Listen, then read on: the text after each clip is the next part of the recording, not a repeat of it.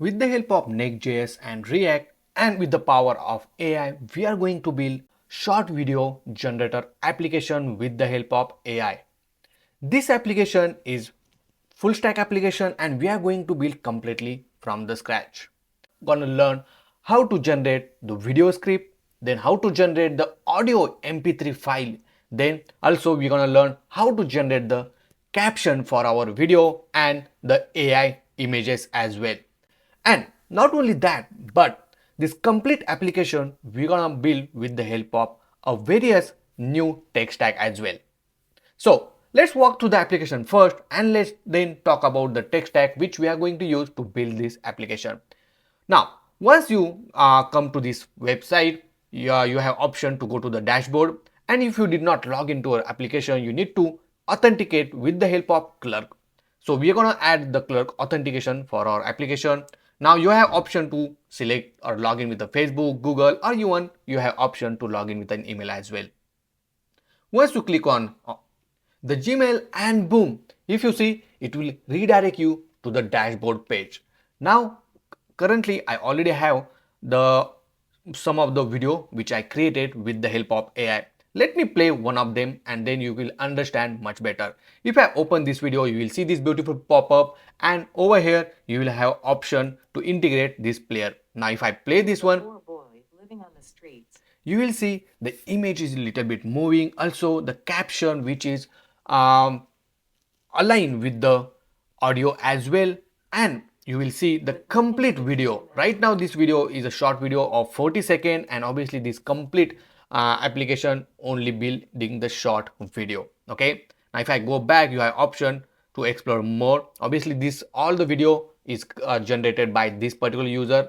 Now also user will get some free credit once they join it so that they can test and they can create this short video as well. So this application is a SaaS application, okay, and you can start earning money from it. Now if you want to create a new video, just click on this create new tab and boom, if you see we have this form. You have option to select the content type, what kind of content you want to generate, if you want to motivational or historical fact, or you have option to add a custom prompt as well. If you select, let's say motivational, you have option to select this image styles or video styles. Okay, so you can select the video style, let's say watercolor video style you want to use, and the duration you have 50-second, 30-second or 60-second video. If you select the 30-second and simply click generate short video, you will see this beautiful loading effect, and right now AI is taking care of generating your video. So we will wait and boom, if you see the video is now generated. You will see these images which is in the form of watercolor. And as soon as I play it, you will see that all the audio is matches with this caption as well. Let me show you. Fresh start, a new opportunity to chase your dreams. Like the sun rising over the mountains, a new day is filled with possibilities. Even in the face of challenges, you have the... See how beautiful it is, right? And once you close it, it will redirect you to the dashboard, and obviously anytime you can see your video from the dashboard where you can access it anytime, say. Okay, so that's how you can generate the video. Not only that, but over here you will see for each video it will detect the 10 credits from your wallet. Okay, and anytime you want to upgrade, you can just upgrade it. So as I told you in the beginning that this is a complete SaaS application. Now let's talk about the tech stack which we are going to use to build this application. The first and very important, the React based web framework called NextJs. Okay, which is very popular, and many of my video I use this NextJS. For styling we are going to use a Tailwind CSS along with the UI library called Captions, which is Tailwind CSS based library. And if you are new to this one, don't worry, because everything we are going to learn from the scratch. For authentication, I'm going to use my favorite Clerk authentication. The first thing is free to use, and also they provide the component which is very easy to integrate the authentication service. For a database, we are going to use a free Neon based PostgreSQL database, and again it's a free to use and very easy to integrate with the Drizzle ORM, because we are going to use Drizzle ORM along with this Neon PostgreSQL database. To generate the text-based AI, we are going to use a Gemini API AI model. It's a free to use and very easy to integrate in our web application. To generate the caption from the audio file, we are going to use this assembly AI, and in order to export our video or to generate our video programmatically, we are going to use this remotion.js, okay, which will help us to generate any video programmatically. Also, if you are looking for a source code of this particular project or any of my project, you can find it on tubeguruji.com. Here you will get the exclusive access to the all my source code along with the courses, and not only that, but you can have a track of each of the courses chapter by chapter. Also, you have own personalized dashboard, and you can go in any of the chapter. You will see all the content of the chapter. Here you have option to get the source code. You can check the application demo, or you can watch on YouTube for a free. And in order to join this TubeGuruji Pro membership, you can join it by just less than $9. So go ahead and join it now. So if you did not subscribe to my channel, please do subscribe. Press like button, press notification bell icon so you will get an update from me. So guys, without doing any further delay, let's begin to develop this beautiful AI short video builder application for your social media. In order to develop the React application, we are going to use a NextJs. NextJs is the React framework for the web application. It provides a lot of different features, and it's very easy to build an big application because it provides a folder structure routing, a client server rendering, and lot of other features. So in order to create this Next.js application, you will see this command line called npx create next app at latest. So go to the folder, open the terminal at that folder, and simply you need to type npx create next app at latest. Now at latest will install the latest version of the next application every time. Now if I click enter, it will ask you, do you want to proceed? Say yes, and then you need to give the project name. Here we'll say AI short video generator and click enter. Now would you like to use TypeScript? We are not going to use TypeScript in this particular application. If you want to know how to use TypeScript in the Next.js, you can watch my previous video. Also, if you are beginner, it's better to go with a JavaScript and not a TypeScript. Then say no to ESLint, say yes to Tailwind CSS, so it will automatically install the Tailwind CSS for us. Say no to source directory, and obviously we want the app router, so say yes to that one. Import allies, say no, and then if you see, it will start installing the dependency like React, React DOM, and the dev dependency like Tailwind CSS and Post CSS. So now you don't need to install the Tailwind CSS manually again. Okay, now if you see, our project is created successfully. Now I will open a VS Code, and inside that you can just open the folder or project folder where you just created the project, and in this case I will select this folder, say yes, I trust the author on this pop-up, and boom, if you see on the left hand side we have some folders and file. Obviously we will walk through one by one. So the first thing is app folder. Inside that all our Next.js code or all the pages which we are going to render, everything will be inside this app folder.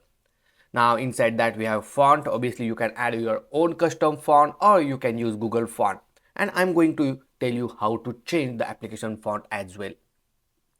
Then we have this global CSS. Inside that, obviously whatever the styling which you want to apply throughout the application, you can mention inside this global CSS. Then the layout.css, which is the root layout of our application, you can consider like a base of our application. Okay, so inside that you will see this the local font they applied along with the metadata, which is quite helpful when you want to add the SEO for your application. And the root layout, inside that we have this HTML and body tag, and whatever the children which you are going to pass to this root layout, it is going to render in between this body tag. Now this children is nothing but the actual page which we are going to render it. Okay, And then we have this page.js file, which is the default page of our application. Now once we run the application, you will get to know much better. Then we have this node module folder, which basically contain all the install dependencies packages. Okay, obviously we are not going to touch to this particular folder anytime. Then we have this git ignore. Now git ignore is basically used whenever you want to push your code to the GitHub, right? And you want to make sure that okay, you don't need to push some of the files. That file path you need to mention here so that GitHub will not push that particular file. For example, the environment variable file. Okay, we don't want to push that API keys and all, and you can mention that over here. Then we have this next.config.mjs and jsconfig, which is configuration for the JavaScript. The next.config, which is helpful for configuration related to the Next.js application. The package log and package.json file, which contain the name of the application, the version, the script to run or to build the application, the dependency which you install, and some dev dependency as well. And then we have post css and tailwind.config.js file, which contain the Tailwind CSS related configuration. Now this is very important. So inside this content, whatever path you mention or provide over here, in that path or folder only the Tailwind CSS is applicable. If you want to apply Tailwind CSS at some other location and the path is not here, make sure to add that path over here. Okay, and these are the some of the colors that we are going to add. But right now let's go to the terminal, and inside the terminal click new terminal, and over here just type command npm run dev. Now this command will run your application on the port 3000, and localhost is the base URL. If I open this one, you will see it opened the localhost 3000, and now our application is rendering on the screen, right? Now if I go over here, and let me bring this side by side and go to this app page.js file, and inside that you will see this image Next.js logo is showing. Then this gets started by editing and everything is showing on the screen. Now let's delete everything because we don't want this home page at all, and let's add some div, and here I will add h2 tag. Will just simply say subscribe to Tube Guruji. So if you did not subscribe to this channel, please do subscribe. And as soon as I type it, you will see on the screen the text is rendering on the screen without reloading your browser manually. As soon as you save inside the or your code inside your VS Code, it automatically rendered or reload your page. Okay, now that is called a hot reload. Now over here you can even add a button. Let's add a button and we'll say subscribe and save it. Now this is the button. If you will see, if I hold on this button, you will see the cursor pointer is changed, right? So this is the basic setup or the way that you can create this Next.js project. Now next step is to install the Tailwind CSS based component library called shared cn, which is quite popular nowadays, and the reason is you have complete control and you have complete customization option to the shared cn. Okay, now first thing, if you are new to the shared cn, go to this ui.shadcn.com, go to the components, and here, or maybe you can go to the docs, and here you will find option called installation. Now inside here you have to select the framework. So in this case our is Next.js. Then over here you have option to create the project. So copy this command and you need to follow some of the step. Okay, now we already created the project, so we just need to initialize the shared cn, and that's all. Okay, so copy this command, go back to your application. Let me increase this size, and inside the terminal I will add a new terminal and I will paste this shared cn command, click enter, and then say yes to proceed. And now it will ask you some of the questions. So first thing, you need to select which tile you want to use. I will select the New York one, okay, or you can select default one. Then you can select the base color. We'll select the neutral, and you want the CSS variable for the theming, say yes. And then if you see, it's created a new file called component.js JSON. Then it's updated these two files, and that's pretty much. Now as soon as you install the SAAS, you will see inside this root directory the new folder get added called lib, and inside that we have this utils.js file. Okay, also the component.json is get also added along with some configuration related to your SAAS. And most important thing, if you go to the tailwind.config.js file, here you will see inside the theme under the colors, you will see a lot of different colors, right? For card, popover, primary, secondary, and lot of other, right? If you want to change this any color, you can just replace with your hash code. Obviously, I'm going to tell you how to do it later on in this particular course, but for now, this is the basic information I want to tell you. Now, next thing, if I scroll down little bit, and obviously we install everything. Now let's install the button component.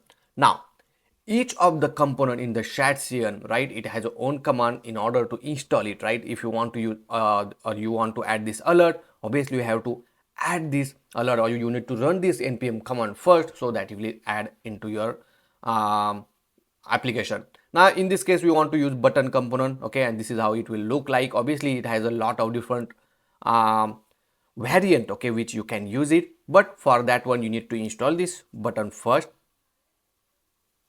So copy this command, go over here, add this button, right? And as soon as you added this button, you will see the new folder get created called components outside of this app folder, okay? And inside under this UI, we have this button.jsx file.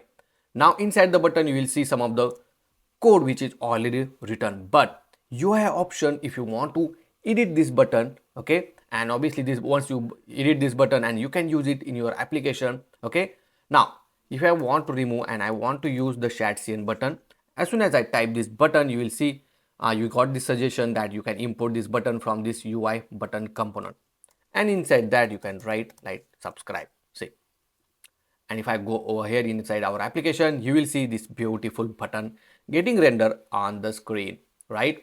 Now as I told you before that we have a different variant. Say if you want to provide the variant as a secondary, you can provide secondary, the destructive as well. Just inside this button component, you just need to provide a variant called, let's say, destructive, and as soon as provide, you will see the button color get changed. Now all this variant is already defined inside this button.jsx component. See the default, destructive, outline, secondary, and if you want to change it with some other color, or some you want to add some Tailwind CSS styling to that, you can do that as well. How cool it is, right? So that's how SAAS is giving complete control on your own components. Now it's time to set up a database for our application, and for that one we are going to use a PostgreSQL as our database, and we are going to use a Neon's PostgreSQL database. Neon provide a free PostgreSQL database to use it, and most important thing, it's very easy to integrate with any other ORM as well. Also it provides a lot of different feature, and you can scale it according to your requirements. You can directly use this with the help of NextJs, or you can use it with the help of Drizzle ORM, Prisma, and lot of other. Now if you are not aware of how to write a query or SQL query or PostgreSQL query, don't worry, because for that one we are going to use the Drizzle ORM. If you are new to this Drizzle ORM, don't worry, because everything we are going to learn step by step from the scratch, okay? And this Drizzle ORM, which is quite easy to access or to do the CRUD operation on our database with the help of this Neon PostgreSQL. So first thing, let's go to this orm.drizzle.com and go to this documentation section. Inside here, select this PostgreSQL, okay, from the left hand side, and make sure to select this Neon. Now this is the some of the step you need to follow in order to install the Neon PostgreSQL with the help of Drizzle. So first thing, I will copy this command and go back to your application. Inside the terminal, just paste this one. So it will install the Drizzle ORM with a Neon database, okay, which is serverless database, and then you need to add this Drizzle kit as well. So I will install this Drizzle kit, and then if you scroll down a little bit, this line of code we need to add. So I will copy this first 4 line only and go back to your application. Inside here, we'll create a new folder inside the root directory called configs, and inside the config we create a new file called db.js file. Okay, now paste this line of code. Now over here, if you see, you need to add this drizzle database URL. Okay, so this particular environment variable will add it inside the .env.local file. So create that one, and here you'll just write next public underscore and then this drizzle database URL. Now here you need to provide the connection string, right? And that you can get it from the Neon.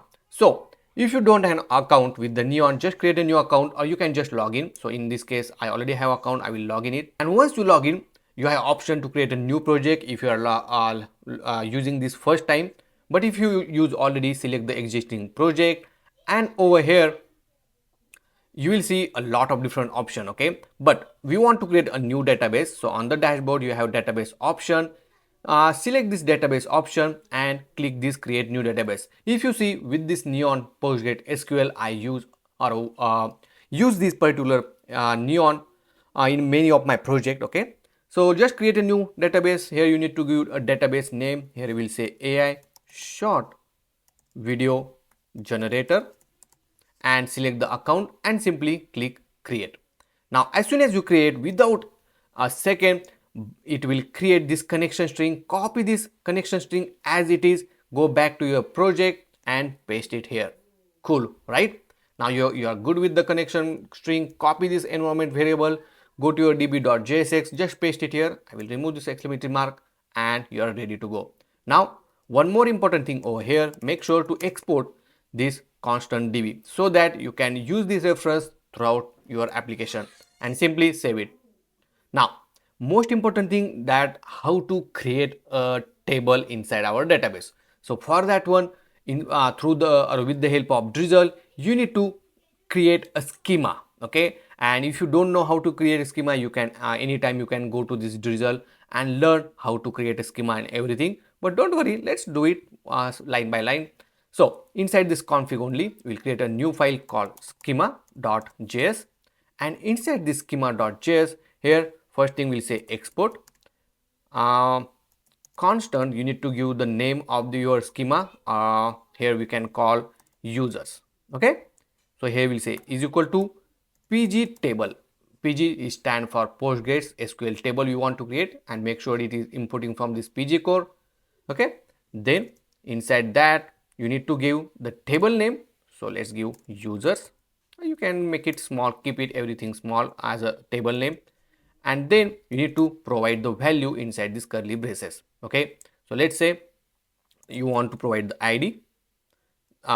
This id need to be incremental, so you can add that as a serial pg core, and then inside that we will provide the name of the column. So in this case it is a id dot, make it primary key. So once you make it primary key and mark it as a serial, so it will be incremental and it's a unique. Okay, then the username, so here we'll say name is of type varchar, right? Make sure to import it from the pg core. Now this is the data type. Okay, and then the name of the actual column which is inside the database, which is we'll say name. Okay, here you can provide as a not null. Okay, so obviously when you inserting this name, you have database will check that name should be there. Then the email, again this is a varchar, we'll say email dot not null. Okay, then we'll say image url, which is the profile image url. If you want to add, you can, or you can keep it as it is as well. Where, oh sorry, here we'll say image url. Then I think we can add is member is premium or not, or we'll say subscription, and subscription is type of boolean whether user bought the subscription or not, and here we'll simply say true or false, depends on your requirements. Okay, so here we'll say subscription and we'll say default to false. Okay, so you can even add the default value. Oh, this need to be just default as a false. I think for now we are good with this one. If you want to add a new column, we are also going to learn how to add the new column in the existing table as well. But for now we are good with this one. Okay, and then simply save it. Now, another important thing we need to do, let's go back to the documentation and select this drizzle kit. Inside this drizzle kit, okay, and just scroll down to the configuration part. Okay, see this configuration. Now we need to add this drizzle.config.js file because we are using JavaScript. So copy this content, go back to your project, and inside here we need to create a new file called drizzle.config.js and simply paste this all line of code. Now here you need to provide your schema path, okay, which is inside this config. So here we'll say slash config slash schema.js, okay, and here you need to provide the URL of your connection string. So sometimes in this JS file it is not directly accessible, the whatever the URL is. So you just need to paste this complete URL like this, okay, and then save it. Okay, and now last important thing we need to do, let's go to this package.json and we are going to add two new scripts. So first we'll say db push, okay, and inside that we'll write drizzle dash kit and push. Okay, so what it will do, it will push your schema with the updated schema structure to your PostgreSQL database. And in order to run the studio, okay, now studio will provide the access to your database or all the tables and column. So here the command is drizzle kit and studio, okay, and let's save it. Now let's run it and let's say whether we are getting any error or it's running successfully. Now in order to push your schema, you need to write npm run db push because that is the script we just provide over here, see, and click enter. Now as soon as you enter it, you will see that is saying the pulling schema from database and changes are applied. Now whatever the schema you wrote it, right, the table you created, now it is applied. Now in order to check it, you can either check it from the Neon database, okay. So if I go to this tables section inside the dashboard, okay, under this branch, and simply select the appropriate table, the database, and if you see in the new user table is created, under that you will see id, name and everything, right? But if you want to run this studio in the same way or in your own local, you can just run npm run db studio, click enter. It will open this local.drizzle studio URL. Just open it in your browser and boom, whatever new one provide the structure and UI, everything is same on the Drizzle Studio as well. Over here you will see this user option and all the column which we created. Also you can run the SQL command or you can even run the Drizzle query as well, okay. Obviously you have all the settings. Once you run the or add the rec, or you have option to add a record obviously over here, or you can have edit and delete option as well. You can filter the columns and lot of option they provide. Same thing, everything you will find inside the Neon dashboard as well. So you don't need to run it. If you don't want, you can directly access from the Neon dashboard as well, okay. So that's how we successfully set up a database for our application. Now next we'll learn how to authenticate to our application and how to save the authenticated user to our database. Now it's time to add an authentication for our application in order to restrict user to access our application. Obviously once user authenticate to our application, then user can able to create a shorts video. So for that one we are going to use my favorite Clerk authentication. Clerk is one of the best authentication service provider and it provides a lot of predefined UI component so that you don't need to build anything from the scratch. It's kind of boilerplate for your authentication. Now not only that, but it provides a lot of different provider where you can able to sign it like Google, Facebook, GitHub, Microsoft, and there are a lot of others. Also you can add the multi-factor authentication or email, SMS one-time passcode authentication or simply email password authentication as well. Also you can add magic links a different social sign on, and you have complete control on your data along with how the authentication work will flow. So that's pretty cool, right? Also, they provide a different SDK where you can sign in with. So simply go to this clerk.com and create a new account if you don't have. Uh, One of the best important thing that Clerk is free to use. Okay, so you don't need to pay or add credit card for that one. Now once you sign in or created the account, you can simply log in, and here you have option to create a new application. If you see, I already have a lot of application which I created with the help of Clerk. But let's create a new application. Here you need to give application name. I will simply add it as an AI short video generator, and then you can add the different sign-in option which you want to enable. Okay, you can enable email, Facebook, Google. Okay, right now if you see, I have enabled Google and Facebook, and then simply click create application. Now on the right hand side you will see that UI, how it actually look it on the screen. Now you have to select this different framework which you want to use. Obviously we are going to use Next.js, and first thing you need to do is to install this Next.js SDK to your application. Now the link of this Clerk documentation is in the description, so you can directly check out without searching. Now I will just jump on to this Next.js Clerk documentation, which is quite in detail. So just copy this command, go back to your application, and inside here, inside the new terminal, just add this Clerk Next.js. Then you need to copy this both the keys, and inside this .env.local file we'll simply paste this to Clerk's key, which is one is publisher key and another is a secret key. Next, you need to add this middleware file. Now this middleware file is very important.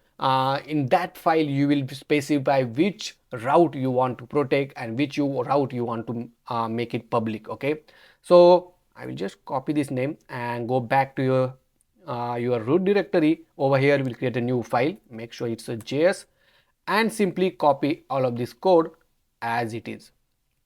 Okay, and save it. Now next thing, if you scroll down, the third point is mentioned that right now the Clerk middleware will not protect any route, and in order to protect the route you need to go to this Clerk middleware reference. Just click on this one, so it will jump on this Clerk middleware configuration part. Okay, if you scroll down little bit over here, let me scroll down, I think this one. Over here you need to add this line of code, okay, where it mention which are the protected route, and in the logic it will check whether this route is protected or not. Just copy this two line of code, go back to the middleware, and I will just replace this with the line which we copied. Then make sure to import this create route matcher, so it will add it to your import statement. And currently if you see, the dashboard and the forum route is restricted. I will just remove this one for now, and obviously we want to restrict dashboard in this application, so I will keep this route as it is and then save it. Okay, next I will go back to our documentation again, and now next thing we need to wrap our application into this Clerk provider component. So simply go back to your application, and inside the layout.js file, so inside this app where we have this layout.js file, which is the root layout, I will just wrap this inside this Clerk provider like this. Okay, and then make sure to import this Clerk provider as well. Now one more important thing over here, right now we are rendering these children inside this layout file, right? So instead of that one, I'm going to create a new file inside this app folder, and we can call it as a provider.js, and inside this one we are going to add or we are going to render the children. Okay, now here if you see, I added this RFC, which stand for React function export component, which will automatically write me this theme or a template for us. Okay, but if you want to use this particular extension, you can just go to this extension in the VS Code and search for the React snippet tool and just install it. Now over here, make sure to replace this with the provider. Okay, so export it as a provider, and inside this provider just add a children, so that you can just render this inside this children like this, and inside the layout.js file I will just wrap these children inside the provider. Okay, so basically we are passing these children to this provider, and inside the provider we are rendering these children. Okay, next thing, once we add this one, you will see, let's go back to your application, and right now if I refresh this localhost 3000, it's saying missing publisher key. Wow, so that's because we forgot to save this .uni.local file. Let's save this one. Let's save this layout.js file, and now if I refresh, see, nothing gets changed, right? But right now this particular route is not protected. Okay, it's a public route, and if I try to go to the dashboard page, now it will redirect me to the sign in page. See, okay, but the thing is, the domain is not belong to what we are right now using. Okay, it's supposed to use a localhost 3000. So for that one, we need to create a custom sign in and sign up page. So let's see how to do it. So if I go to this documentation again, over here you will see the next step is to create a custom sign up and sign up page. Just simply click on this one, it will redirect to this documentation where it simply explains how to create a custom sign in and sign up page, and very easy. Okay, so copy this complete path, and I'm going to tell you the shortcut how to create a nested folder. Okay, so inside this app folder, first what I will do, I will wrap this, or I will create a new folder, but start with this circular bracket, that for just organized purpose. Okay, and inside that I'll create and click on this new file and paste all the path. Now instead of this page.tsx, we'll make it jsx, click enter, and boom, it automatically create the folder for us along with this file. How cool, right? And now just copy this content and let's paste it here and save it. Same thing I'm going to do for this sign in page as well. So just copy this path, and inside the auth, let's paste this, make it JSX, and then simply copy this all the things and save it. Okay, next thing, we have to make sure to mark it as in the sign in and sign up in a inside the Clerk middleware as a public route, but you don't need to, because by default in the middleware all the routes are public. Then copy this to environment variable, and then inside this .env.local file just paste it here. Oops,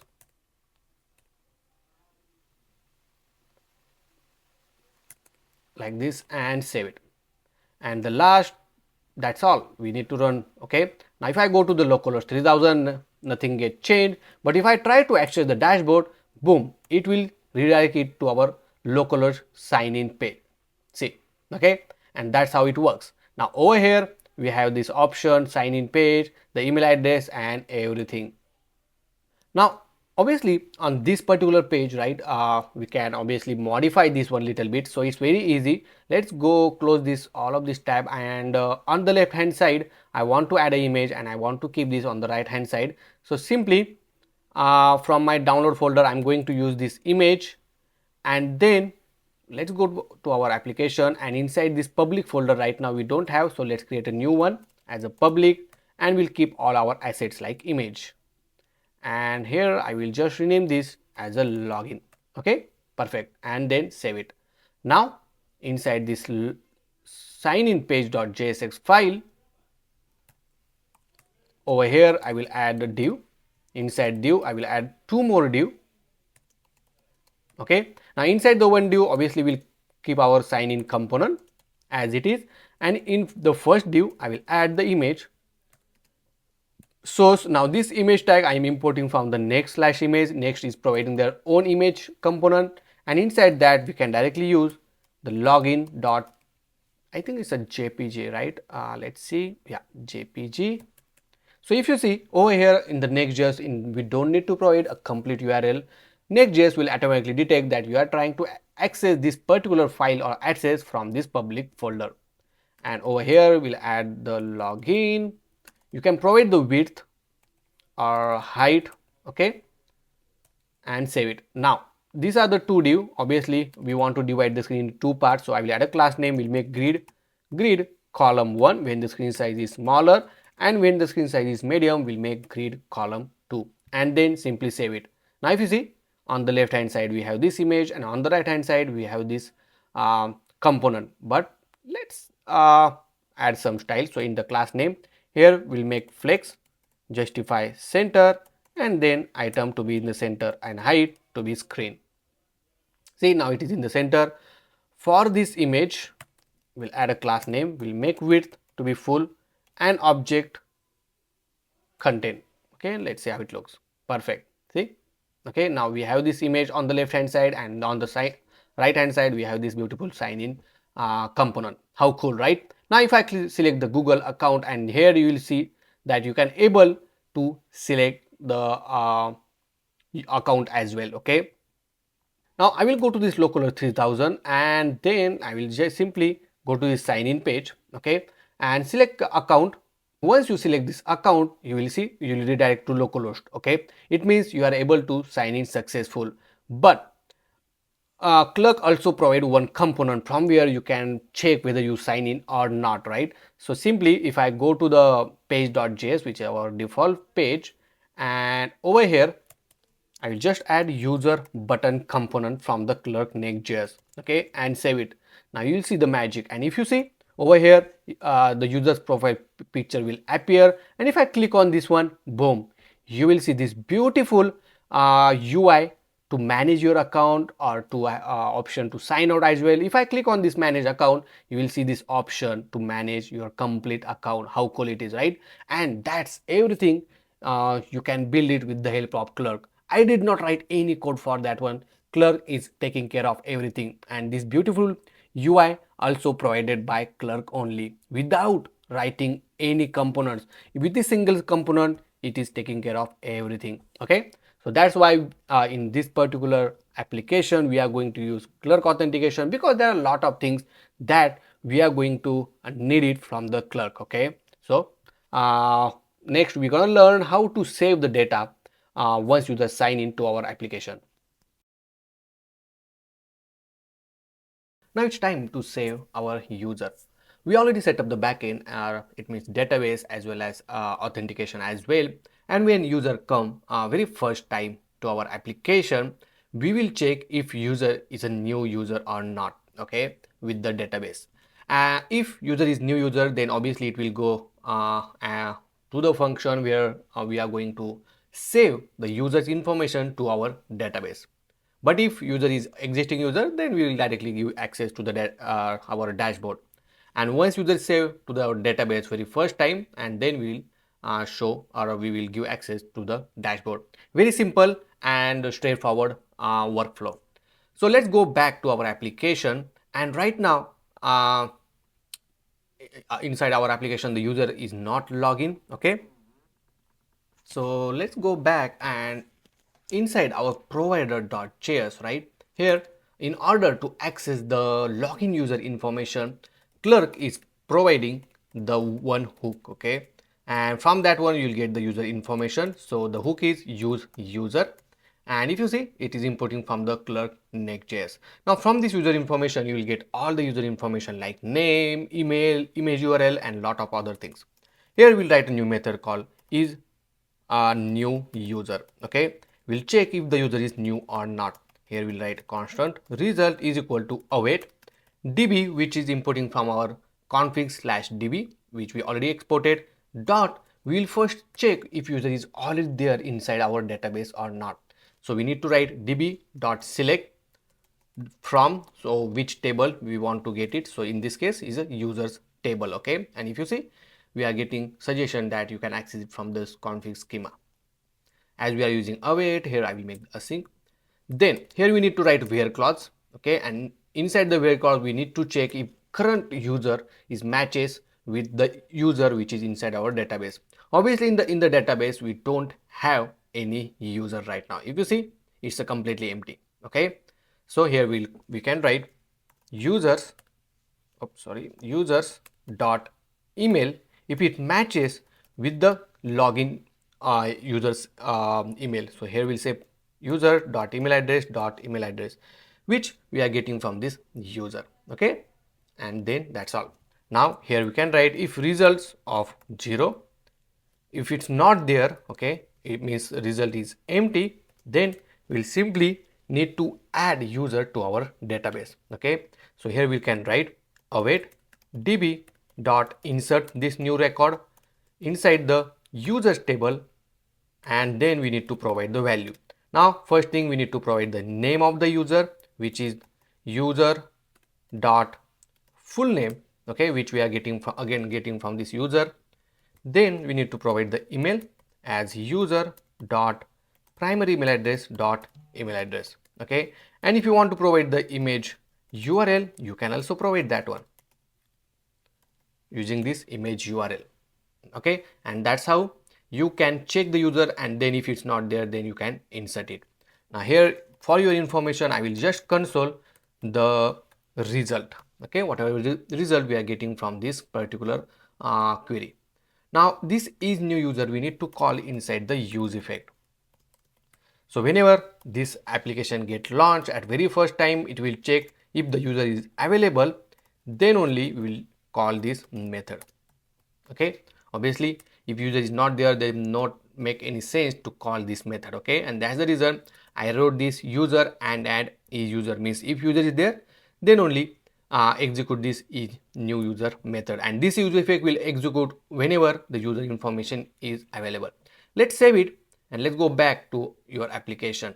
So right now we got one error saying we use effect, and inside the server component you cannot use that one. So obviously you need to mark this provider as a client side, and you need to make this client side, you need to write this use client at the top of the file and simply save it, and boom. So right now obviously user is not logged into our application, and that's the reason it's not inserting. But if I simply go to this sign in and let's log in, and boom, if you see, now I'm able to see the user profile, and obviously we very first time we launch it, right? And boom, if I refresh the database, you will see inside our database the name of the user, the email, image URL, and everything is saved into our DB or into our table, right? And inside the console now, very first time the array was 0, and that's the reason it went to that if block to insert the new record. Cool, right? Now if I try to refresh it again, you will see that you already have the record, and that's the reason it will not insert to your database because it's already there, right? So that's how you can manage the user, and will check if the user is new, then only insert that new record to your database. Let me talk about the tubeguruji.com, where you will find all of my exclusive courses along with the source code for each of the project. Not only that, but you can track each course chapter by chapter. Here you will get the source code, the application demo, or you can even watch this complete video for a free on YouTube. How cool it is, right? Also, you can find your own personal dashboard, and you can track your course depends on your how much progress you did it.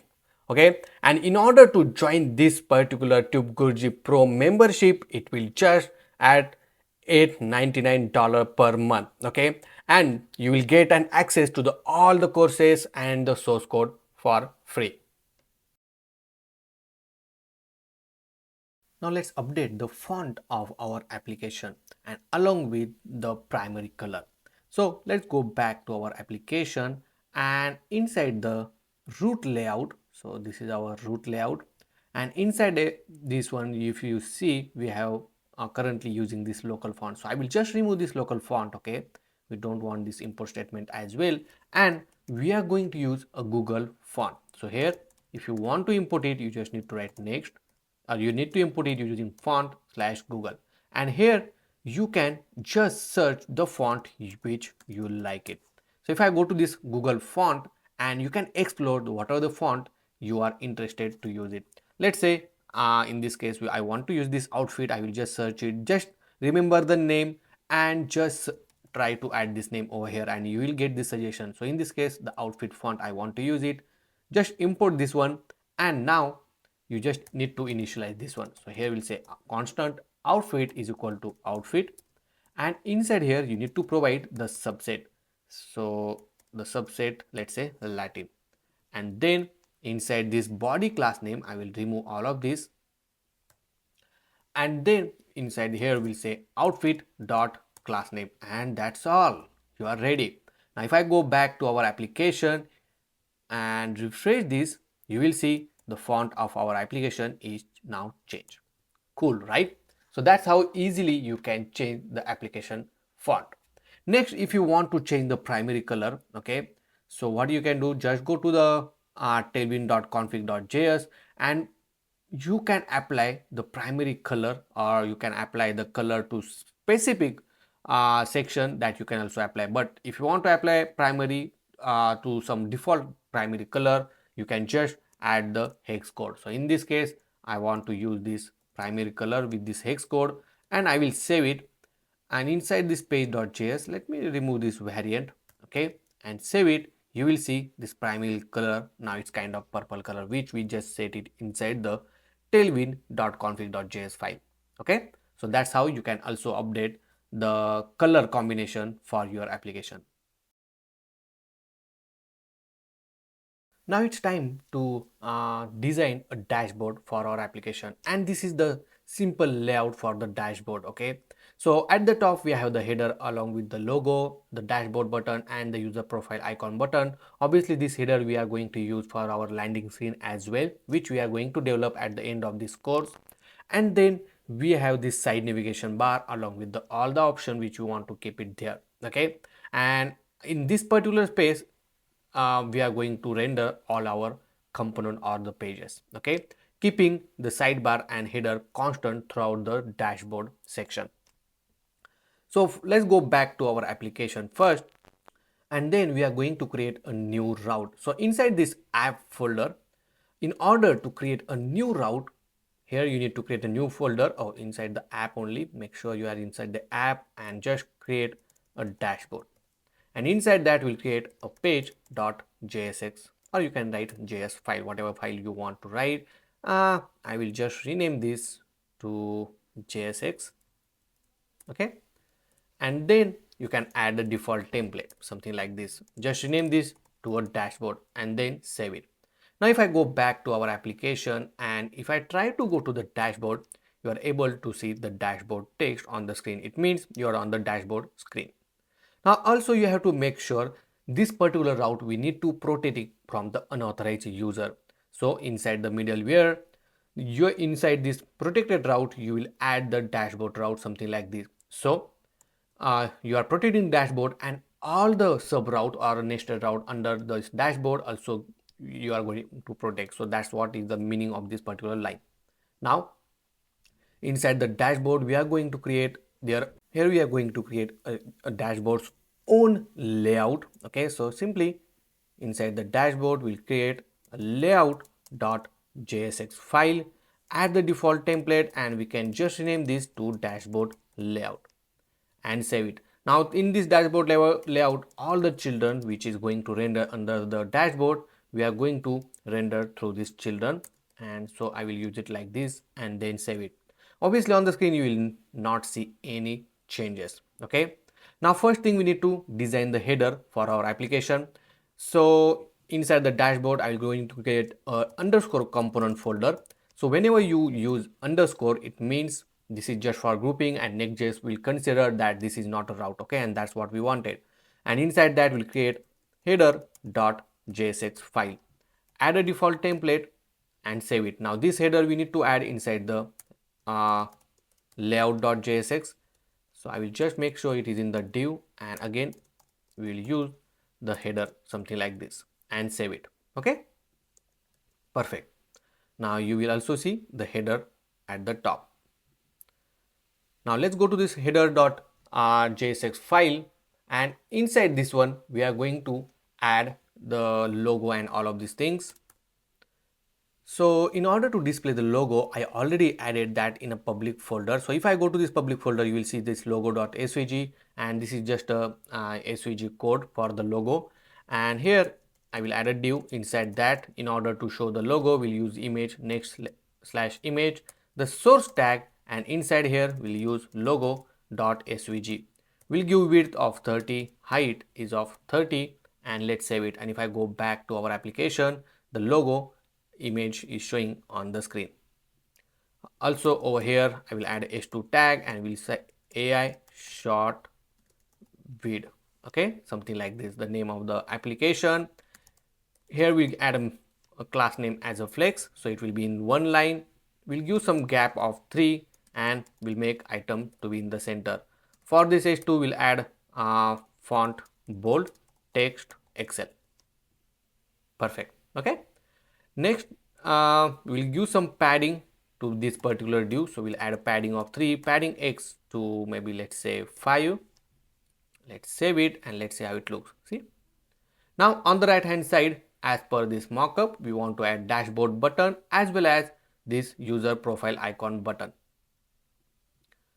So let's go over here, let's add a new div and here we'll add a button and we'll just simply say a dashboard, and then we need to add a user button from the Clerk NextJs in order to show the profile icon, something like this. Okay, now let's bring in one line, so we'll add a class name, make it flex, gap of let's say 3, and we'll make item to be in the center, so it will be in the one line. Now we need to bring in one line and we need to put it in on the rightmost side. So for this div we'll make it flex, we'll make it item to be in the center and just simply add justify between. See, okay, and let's add the shadow as well. See, okay, perfect. So that's how our header is now ready. Next we need to add the sidebar, side navigation bar, and there are some setup we need to do. So first thing, we'll create a new file called sidenav.jsx file, add a default template and save it. Now this side navigation bar is also similar like a header, so that we will add it inside the dashboard layout. So here I'm going to add a div and inside that we'll add a side nav. Okay, and now inside the side nav we'll add some class name. So when the screen size is smaller, okay, then we'll hide this one, and when it's medium, then we'll show this side navigation bar. Also we'll make height to be screen and background to the white. We'll make market as a fix, and from the margin top we'll add 65 pixel. Now here if you observe, I gave the size which is customized size, means whatever size I want to give, so that you need to give inside the square bracket when you are writing the Tailwind CSS classes. Okay, and most important thing, we need to specify the width of this particular side navigation bar. Let's save it, and if you see, we are able to see the side navigation bar. Also once you define this one, right, we have to make sure the children, so let me bring these children over here. This, what are the content we are going to render, which we need to add whenever the screen size is medium, we'll give a margin left to 64, so that you can able to see this dashboard. See, perfect. Now let's implement the sidebar. So I will go inside this side navigation. Just make sure that you will add the class name width of 64 over here, height to the screen, and we'll add a shadow medium. Okay, and we'll add a padding to 5 and save it, something like this. Perfect. Then we need to render the list of options, okay, the menu options. So I will create a list for that one, and we'll add menu option is equal to, and inside that we'll add a id name as let's say dashboard. Then we need to add a path. Okay, so path is just a dashboard, and then the icon. Now in order to add an icon, we are going to use one library called lucid icons. Okay, just go to this lucid.dev, and inside that go to this icon section. Okay, and here you will find a bunch of icon.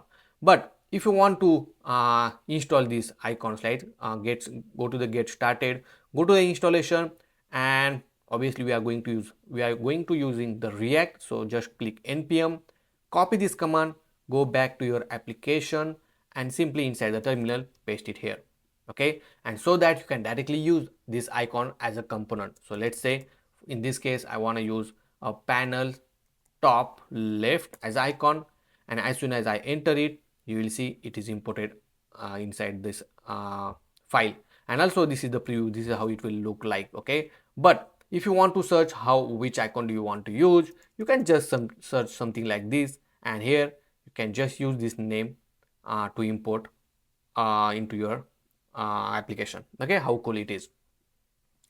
Now over here I will add a couple of more options. Here we'll say create new, then upgrade, and here we'll say account. Okay, obviously path I will also add something like this, and account. For the icon, let's say for the create new we'll add file video, then for upgrade I will add shield icon, so shield plus icon, and here we'll add circle user icon. Okay, and save it. Obviously all of this name I already get it from this lucid icon, so it's easy for me to add it immediately. Now next thing we need to just render this one, so I will add a div. Inside that we'll add menu options dot map item comma index and the arrow function. Inside here we need to display the icon first, so we'll add item dot icon as a component and then the name of the menu option. So this is item dot name. Okay, obviously you need to wrap it inside the div. I will just wrap it inside the div, something like this, and save it. Okay, now for this particular div, if let's see how it looks on the screen now. See, we are able to see this icon and the option, but here we'll add a class name, make it flex, item to be in the center, we'll give gap of 3, and most important we need to provide the padding as well. See, for this div let's add a class name, we'll make it grid. Okay, so that we can give a gap of 2. Okay, now we have these options. If you want to give more padding you can give it. I will just add gap, more gap. Then we'll add a hover effect. So on hover we'll just add a background as a primary color, and also on hover we need to make sure the text is also white. So if I hover on this one, you will see the background is changes along with the text and icon color as well. Next we'll make this rounded MD and we'll make it cursor pointer. So whenever I hover on this one, you will see this change, and the corner also rounded, so it's look quite beautiful. Next, whenever you want to use a click on this one, right, you can use this link component from the next/link. It provide it has a hrefs property, so it's similar like a anchor tag inside the HTML, and inside here you can just pass the icon dot path. Okay, so whenever user click on this one, it will just navigate to that particular route. Okay, how cool it is. So that's all. Just make sure the ID you are providing correct one, and also one more important thing, that you need to provide the key which is the unique. Okay, so index will be the unique key, so that's the reason I provided as it is. And most important thing, whenever the screen size is smaller, it will automatically hide your side navigation bar. Okay, and so that you can just add a button so that it will open on the smaller screen as well. Also we have to make sure whenever user select any of this route, we should mark it as an active one. So in order to implement that, simply we need to get the current path name. In order to get the path name, you just need to write constant path is equal to use path name, which is importing from this next/navigation, and this will return the current path. If I console this inside the terminal or inside the inspect panel, go to the inspect and inside the console clean this, and if I refresh this screen, okay, so here we are using hook, so we need to mark this as a client side. And now if you see over here on the line number 36 inside the side navigation file, the path is returning as a current path and nothing but this one. Okay, now we will just compare it and then we are dynamically apply some styling. So in order to add dynamic styling, you need to wrap inside the curly braces with this tag or quote and remove this single quote, and we can write a condition.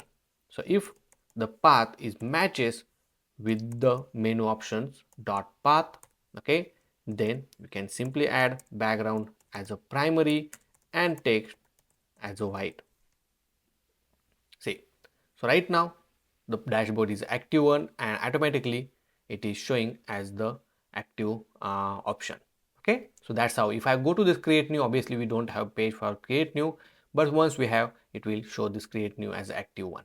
Now once user is on the dashboard page, and when user come to the first time and he did not have any short video created, then on the dashboard we are going to simply show the dashboard text along with the button to create a new dashboard. Obviously it will navigate to the new screen once user click on this button, and then over here we will add this empty state. It means user have option to create new, and once user created any short, obviously we are going to display this short video list over here on the dashboard. Okay, so let's implement that. So let me close all of this tab and simply go to this page under this dashboard, because this is our default page for the dashboard. And inside here we are going to add a div. Inside div, let's add a h2 tag. We'll say dashboard, and then we'll add a button as well. Now inside the button we'll simply say create new. Okay, and we'll add a plus icon, something like this. Now if I go back to our application, here you will see the dashboard. Also we'll give some padding. So if I go to this dashboard layout, over here we can give padding, so it will applicable to all the route which is rendering from this dashboard layout. Okay, now let's add some width and height. So first we'll add a styling to this dashboard text. Here we'll make it font bold, text 2XL, and then text primary. Okay, and we want to bring everything in one line, so we'll make flex justify between an item to be in the center, so something like this. Okay, and that's how our dashboard will look like. Next, as I say, we need to add an empty state. So in order to check with the empty state, obviously we'll check with the help of list of video. So here we have, let's consider we have the state called video list, and whenever we have the list of video, we will simply save it inside the video list. But if it's empty, then we will show the empty state. So here we'll add empty state. Okay, something like this, and inside this we'll add a div. We just need to write a condition: if video list dot length is equal to 0 and an operator, then only show this particular div. And for that one, I'm going to create a component called empty state dot jsx, add a default template, and simply add this empty state over here. Okay, if I go back, obviously we need to mark this component as a client side. Perfect, and it's showing as an empty state. Perfect. Now let's go to this empty state and let's implement it. So it's quite easy. We just need to show one text call. Here we'll say you don't have any short video created. Okay, and then we'll simply add a button. We'll say create new short video.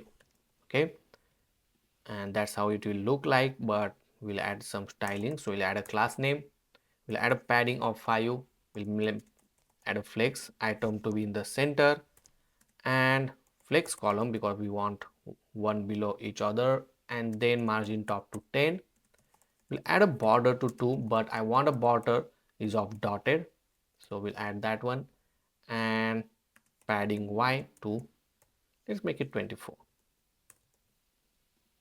And this is how it will be look like in the center. Okay, now once user click on this one, we will navigate to the create new page. Okay, so right now we don't have the route for the create new. Okay, so we'll create a new route in under the dashboard only, and here we'll say create new.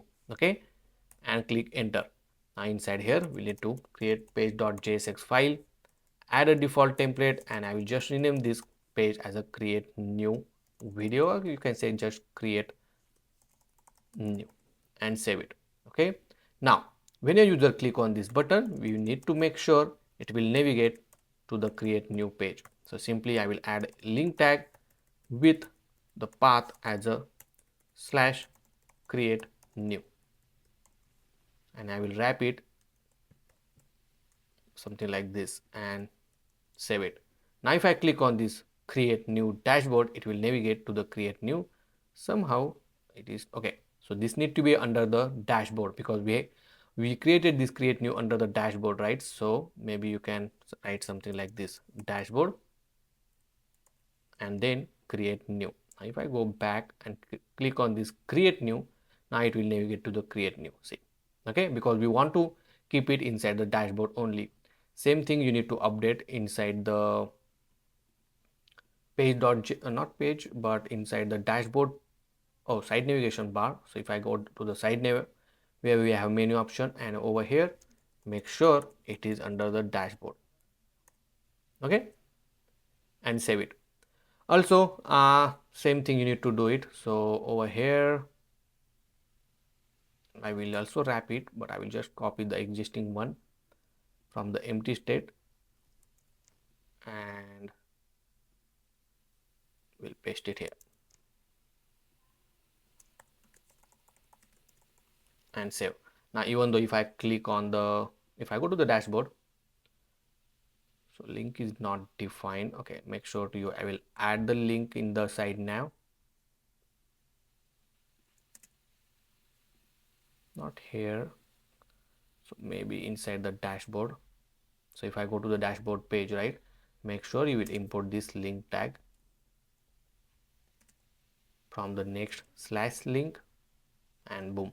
Now if I click on this create new, it will also navigate to the dashboard create new and automatically you will see this option. Okay, if I go to the dashboard and click on this create new, you will see the selected option as well. Now let's create this create new page where user can select all the options in order to create the video. So first we are gonna have a drop down to select the topic on which user want to create the video. Then the style of image, whether the user want a realistic image or cartoon image or comic image, okay, and the duration, which is a 30-second video or 60-second video, okay. And once user click on the create, then we are going to generate it with the help of AI. So let's go back to our application and inside this VS Code, let me close all of this tab. We have this create new page already, okay, and inside here let's simply add a s2 tag. Over here we'll say create new. Now inside this div we'll add a class name with padding x to 20 when the screen size is medium or larger. For this particular div, the s2 tag will add a font as a bold, text 4XL, and we'll change the color to primary and make sure text is in the center. And this is how it will look like. Then we'll add a div, and inside the div we need to add the select topic component, okay, and obviously for each of them we are going to create a component. Then select style component, and the last we need to add a duration component, okay. And at the end of this one we are going to show create button, okay.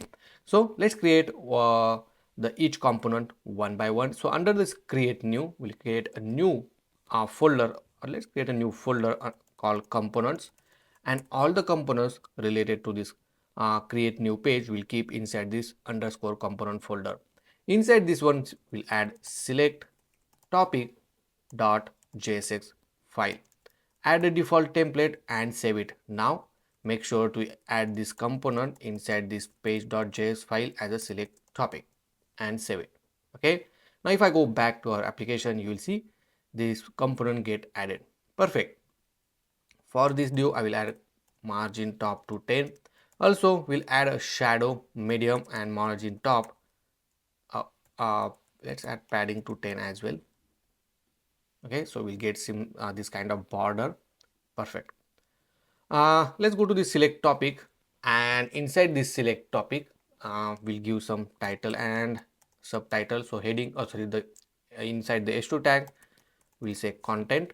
Here we'll add a class name, make font bold, text Excel and text primary, and then we'll add p tag for, we'll say what is the topic of your video. So this will be a class name text. I will make it gray little bit and then save it. If I go back to your application, this is how it will look like. Perfect. If you want, we can make this 2XL, and then we want the drop down from where we can select the options. Okay, now in order to implement the drop down, let's go to the shared CN and search for the component called select. Okay, so if you see over here, this is a component and this is kind of drop down we want, where user click on this box and then we'll get the list of other option where user can select the one. So in order to use it, let's install this component first. So copy this npm command and simply paste it inside your terminal. Then copy this all the import statement and paste it here. Next, you need to copy this use case and I will paste like this. Okay, and save. Now if I go back to our application, so it's saying failed to compile. That's interesting. Let me go back to your application and let's try to add use client as well and make sure it is imported successfully. So obviously it is not installed, so that's the reason. And now if you see, if I say yes, then it is installed now. Perfect. Let's save it, go back and check, and boom, if you see, we got this drop down. Perfect. Obviously we will add some style, and obviously we need to add options as well. So over here we'll add some options. So here we'll say custom prompt. If user want to add a custom prompt, then we'll say random AI stories, then scary story, and added all of them now. Okay, now save it, and over here we just need to iterate this all the options. Dot map, over here we'll say item comma index, and obviously we need to use this select item because in that one we need to show it, right? And here we'll say item and value will be the item only because it's just a string array of string. Okay, now I will remove this one, and for the placeholder we'll select content type and save. Now if I go back to your application, you will see all the option is now listing. Okay, now also let's add some styling. So here width I will mark it as a full, then we'll add some margin top to 2, padding to 6, and we'll make a text larger, and boom, see. Okay, also now whenever user select the option, let me go back, option as a custom prompt, we have to give a text box over here. Okay, where user can enter his own prompt. So we need to write a condition. So what we'll do first, we'll define one state. So here we'll say constant select option, or we'll say selected option, comma set selected option is equal to use state. Okay, and whenever user select any option, we need to make sure it is stored inside this particular state. So in this select component has one method called onValueChange, and it will return the selected value. So simply we'll set the selected value as a value. Okay, and save. Now over here we're gonna write a condition. So if selected option is matches with the custom prompt. Okay, so if it matches with this custom prompt, then we'll add AND operation. We need to show the text box.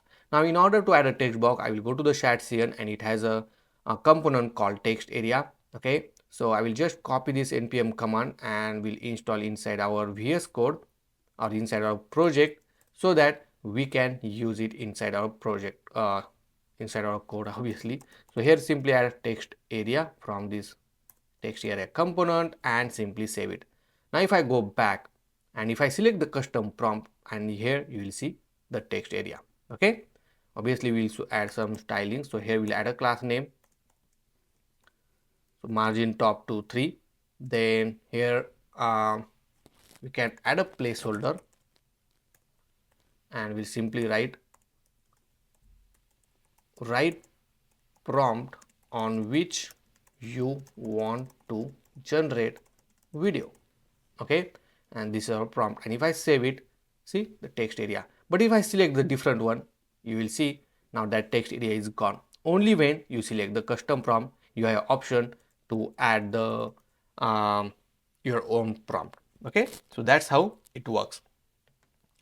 Now one more important thing we need to implement is whenever you just select some value, we need to pass back to this parent component, and we'll create a new method. We'll say constant handle on handle input change. Okay, so whenever user select any option, we need to add it inside this on handle input change, and obviously we need to save in one state called form data. Okay, so inside here we'll state it. Obviously it will take the field name and then field value. Okay, and save it. Now in our case, right, in this whenever user select any value, we need to pass that value back to the parent component. So I will wrap this in a curly braces, and over here I will write a condition if value is not equal to custom prompt, then we'll set on user select. So on user select method I will write, and in that method we'll select the name of the field, which is the topic, and the value, which is the just a value, and this on user select will pass back to the parent component. Okay, only when the custom prompt is not there, because it doesn't make sense to pass the value if the custom user select the custom prompt, right? But obviously in this case we'll add on change method. So in on change method it will emit the event e, and then here we'll say on user on user select, and in that method we'll pass the topic along with the whatever user type inside this particular text area. So that value we can get it from the e dot target dot value. Okay, and this on user select we pass. Now if I go back over here for the select topic, it has a method called on user select, and simply call this method, which is on handle input change. Okay, now if you want to test this, we'll just console this field name along with the field value and save. We use the use state in the select topic, so make inside this page.jsx. So we'll make this as a use client and save. Perfect. Now if I go to the inspect panel and go to the console, see, now if I select this scary story, see, it's showing the topic with the topic name. But if I select the custom prompt, nothing get printed until unless I type something. See, and then topic is coming up along with their value. Perfect. Okay, so that's how it works. Next we need to implement the style. So let's go to the underscore component, and we create a new component called select style dot JSX. Add a default template and simply add this component under this select style, under this page.jsx, and here we'll say select style and save it. Now if I go to the select style over here, first thing we need to do is to create the options. Okay, so here we'll say style options is equal to, and inside that we'll add a name, say let's say realistic, then image. Obviously I added all the images under this public folder, and whatever the images you want, you will find it in the source code in assets folder. The link is in the description, so you can get it. So in this case for the realistic I will use this real.png, I think, yeah, real.png. Same thing, I will copy it a few times, and then I want to use a cartoon. If user want to select the cartoon image, they can select the cartoon image as well. Then here we'll say comic,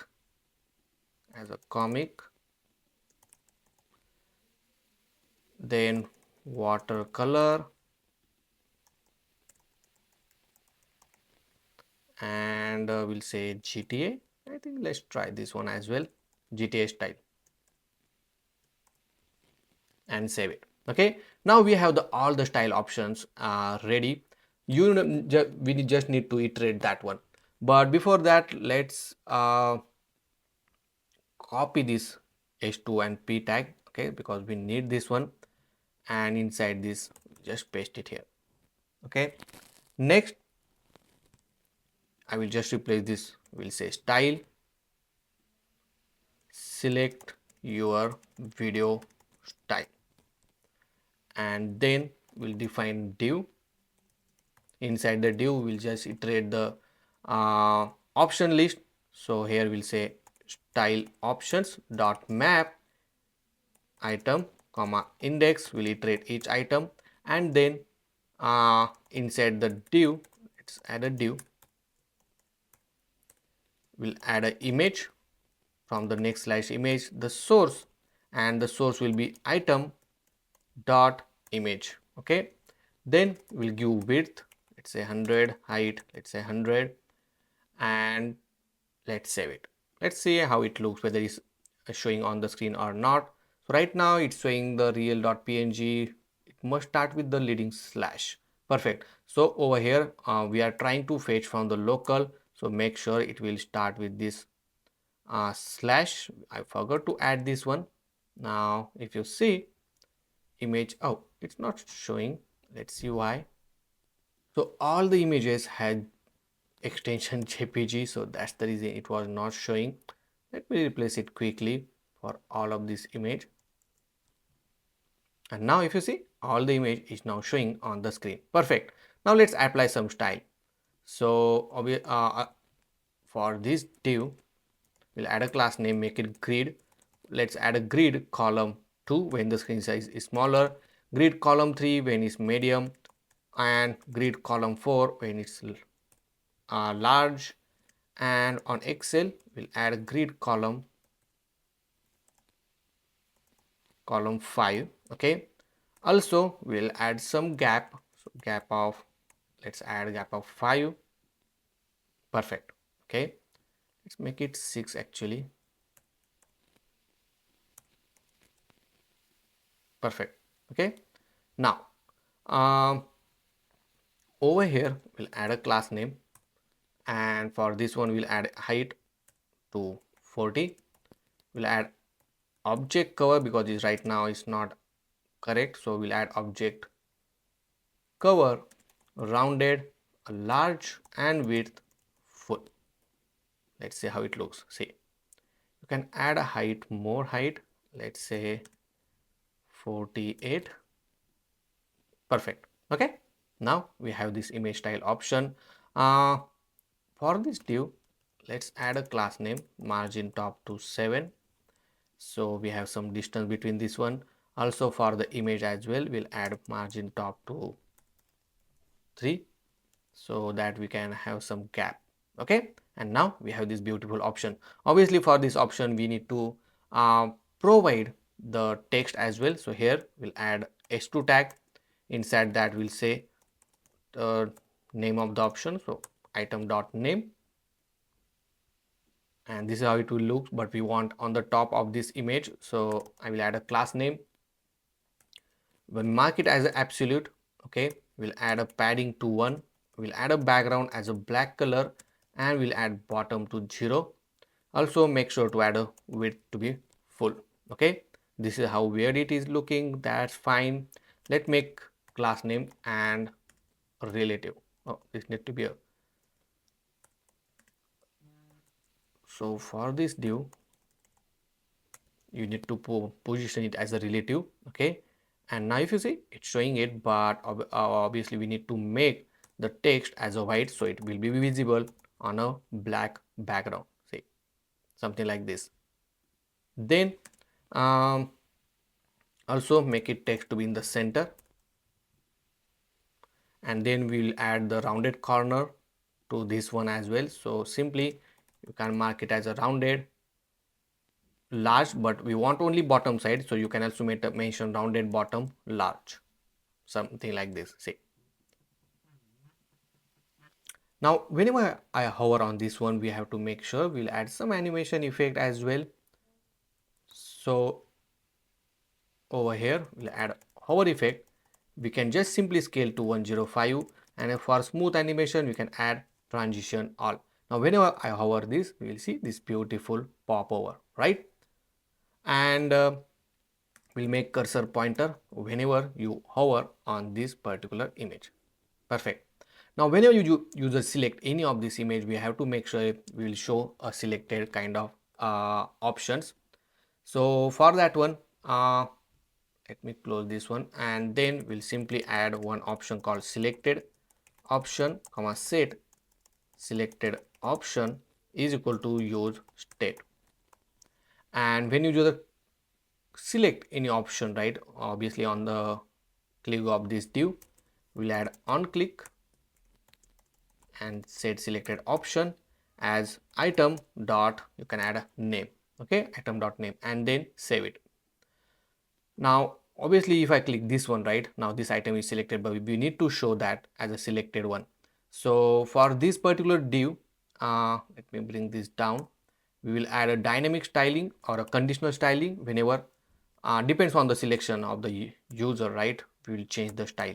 So simply here I will add a dollar sign and we'll write condition called selected option dot or selection option is equal to item dot name. If it matches, then we'll add a border is of width 2 and border is of color primary. I will just make it to 4, okay, and save it. Now if I select, if you see, this is the one that is selected, and that's how the border get added. Perfect. Obviously to this border we'll make rounded XL. Perfect. Now if I select this comic one, see, it's selected. Perfect, right? So that's how you can add that effect. If you want to change the background of this text with the primary, that also you can do it, but for now I will keep it simple. And obviously the last thing, we need to send the user selection option. So inside the on click only, I will wrap inside the curly braces so that you can call a multiple method or something like this, right? And here we'll just simply say on user select, and we'll just add the field name, obviously, which is the image style, I will say, and then the value will be item dot name, and this on user select will pass back to the parent component, and inside the page.jsx will get over here, and we'll simply call on handle input change and save it. Now if I go back and go to the inspect panel, go to the console, and whenever I select any of this one, see, you are getting the result. Okay, next, the last thing we need to do is the duration. So for that one, I will create a new component called select duration dot jsx, add a default template, and then make sure to add over here. So select duration. Now whatever we have in select topic, right, it's a similar one, so I will just copy everything as it is except this prompt thing, or we don't want that one, and I will simply paste it here. Make sure to close this tag, and also make sure to copy this import statement as well for the select only. Okay, perfect. Obviously we don't have option and we don't need it, so I will remove this option. For the select item, right, we need to add a 30 seconds as a one option, and make sure to add a value, say 30 seconds, and another option for the 60 seconds. If you want to add more option, you can, okay, it's up to you, but right now we'll keep these only two option.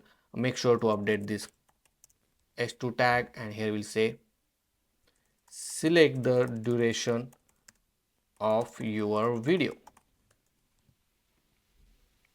See, okay, obviously we'll give some margin top, so here we'll say class name margin top to 7, and boom, we have the duration option. Quick, right?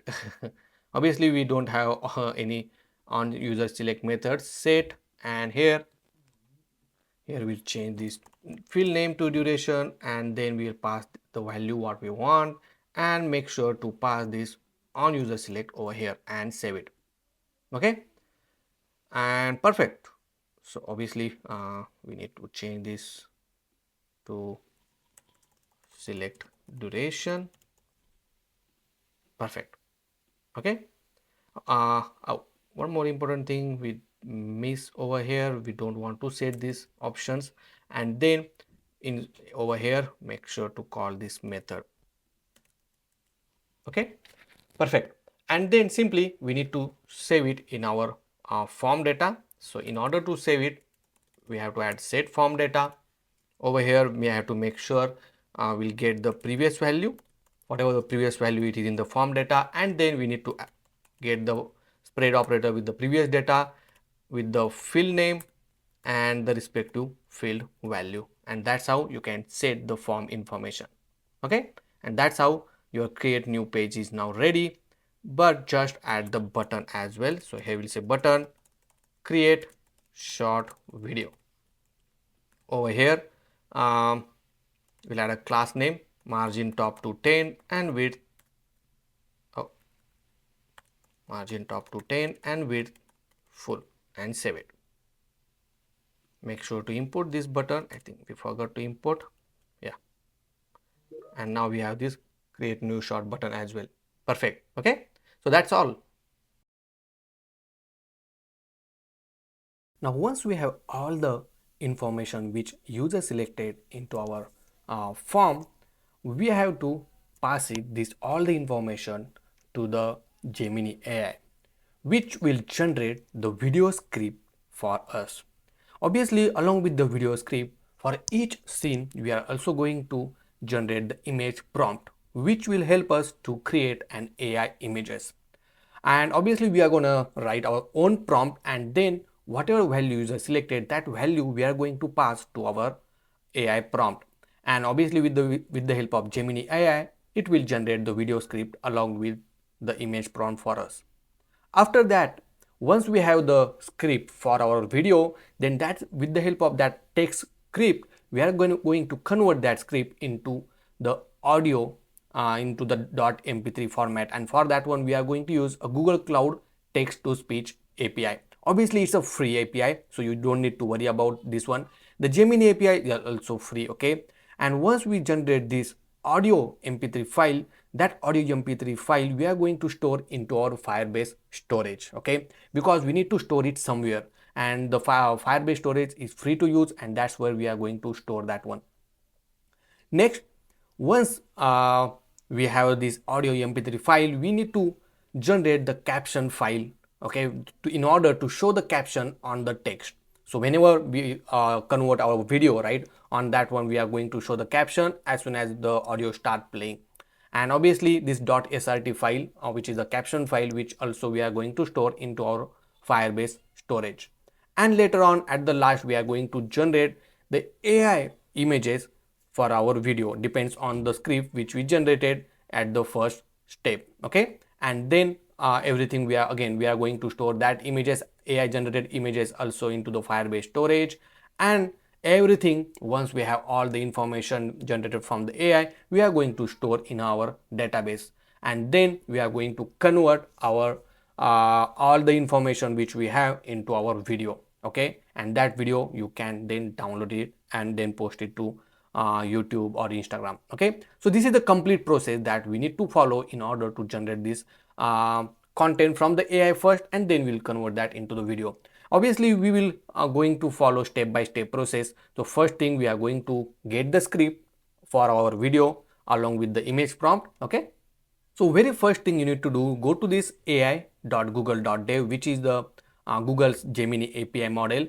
I'm using this Gemini API, that's because it's more powerful than ChatGPT, and also it's free to use. Okay, OpenAI means ChatGPT is paid, and this Google Gemini API is completely free. So once you go into this website, click on this get API key in Google Studio, so it will jump to the AI Studio, where you have option to generate the API key. Okay, and it's free, so you don't need to worry about that one. Now here you have option to play around it. Okay, so just click on this create new prompt and you can paste the prompt. So in this case, I'm pasting this prompt and it's saying write a script to generate 30-second video on topic, and obviously we are gonna add the user's topic over here along with the AI image prompt in the format of the image, obviously for each scene. This is very important, and give me the result in JSON format with the image prompt and the content text as a field. Okay, so this image prompt I added into this or pass into this AI, and if I run this one, it will give me the JSON formatted result along with the contact text.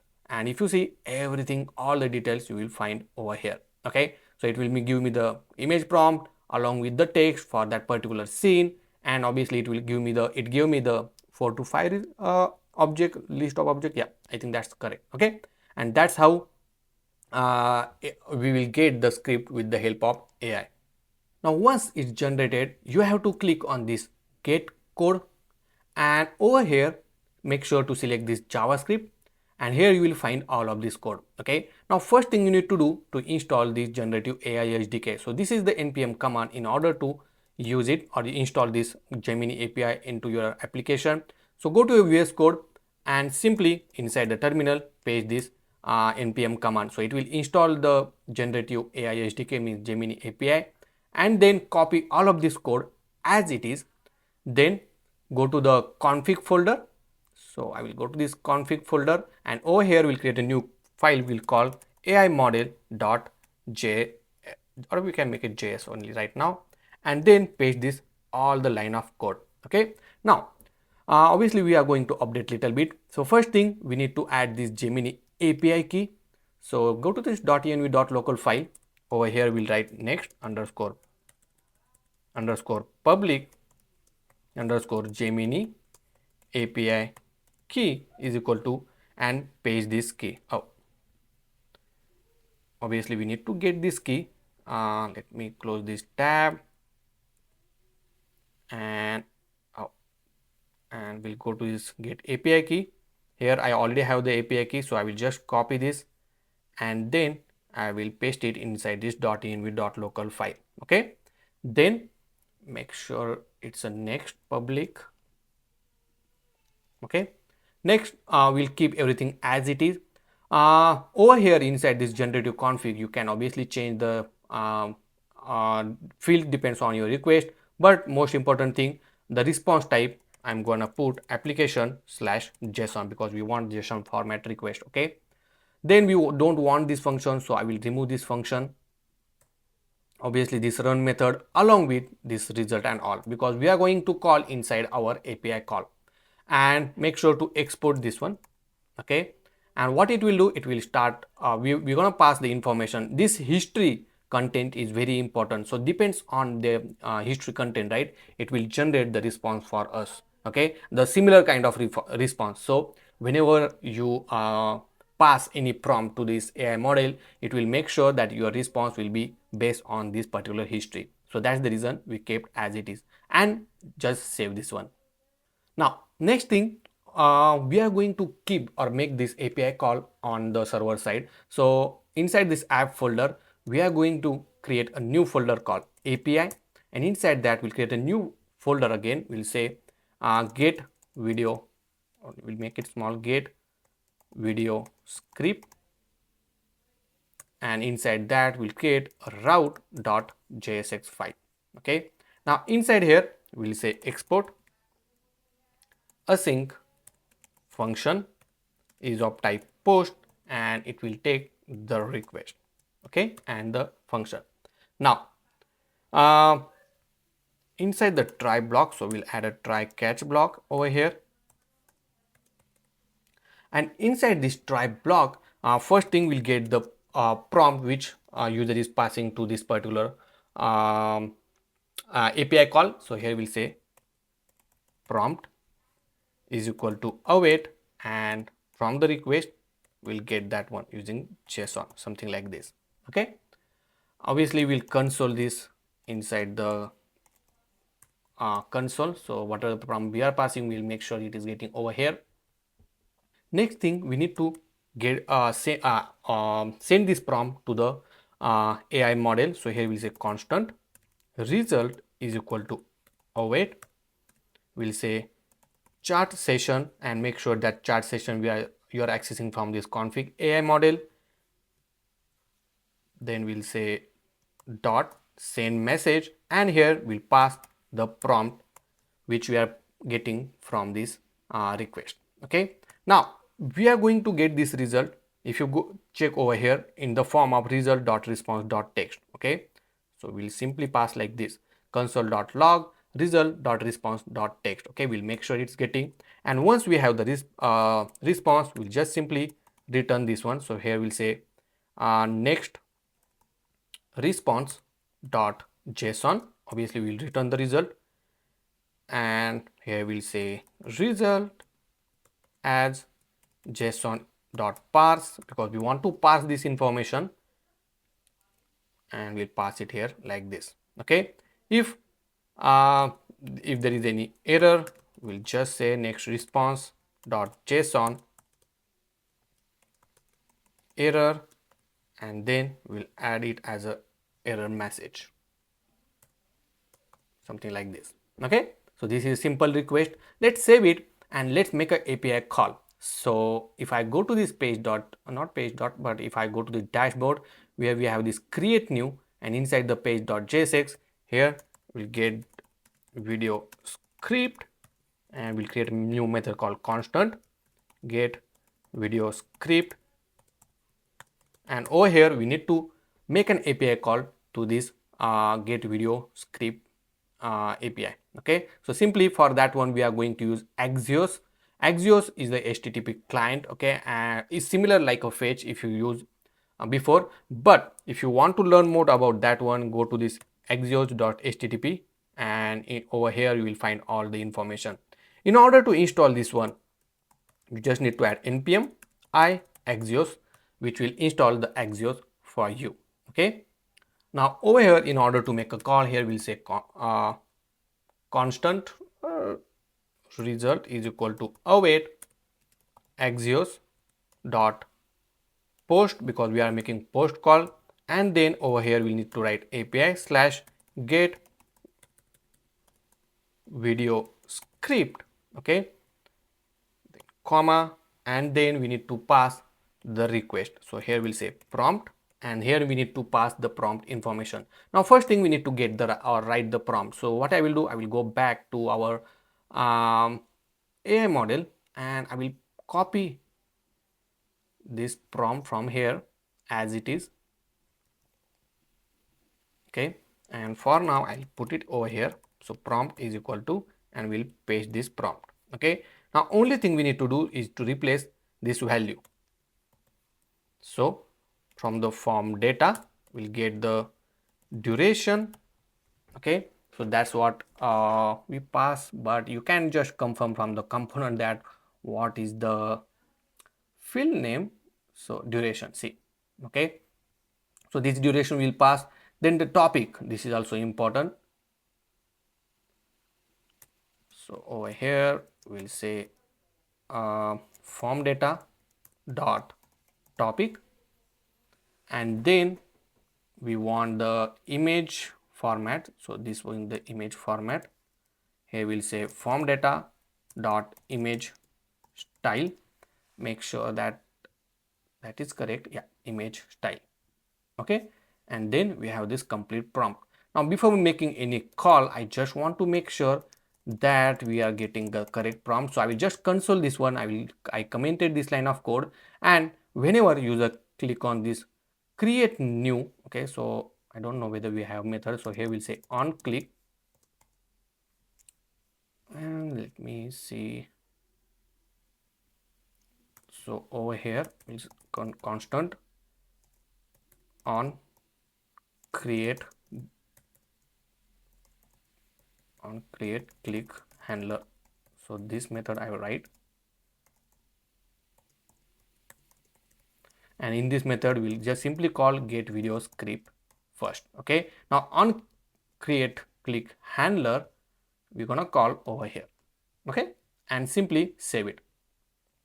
Now if I go back to our application, let me refresh it once, and go to the inspect panel, go to the console, and let me clean everything. So choose the topic. So here we'll say historical facts. The style, you can select whatever style you want, and the duration you can select 30 seconds, 60 seconds, is up to you. Okay, and simply click create short video, and boom, if you see, it give me the exact prompt that what we are looking for.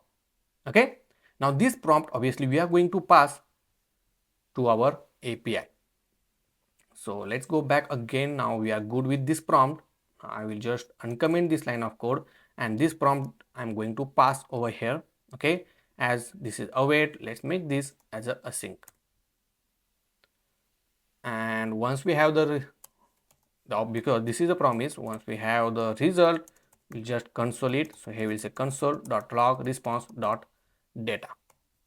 Okay, perfect. I think that's all we needed. Let's save it and let's test this out. Now over here, we already selected all of this thing. Now simply click on create short video. Obviously it gave us the prompt. Okay, and along with that, if you see, we got the result. Okay, inside the this result we have 6 items. Okay, and each of the 6 item has a contact text and the image prompt as well. How cool it is, right? And everything is it is here. If you want to change, let's say you want to get the motivational content you selected, you want in the format of watercolor, or let's say GTA, and you select the 30-second. Okay, and simply click on create short video. Obviously this is the prompt, but now once it is generated, you will get the result as well. See, and in that one you have all the information. How cool, right? So that's how, guys, you can generate the video script from with the help of AI Gemini model.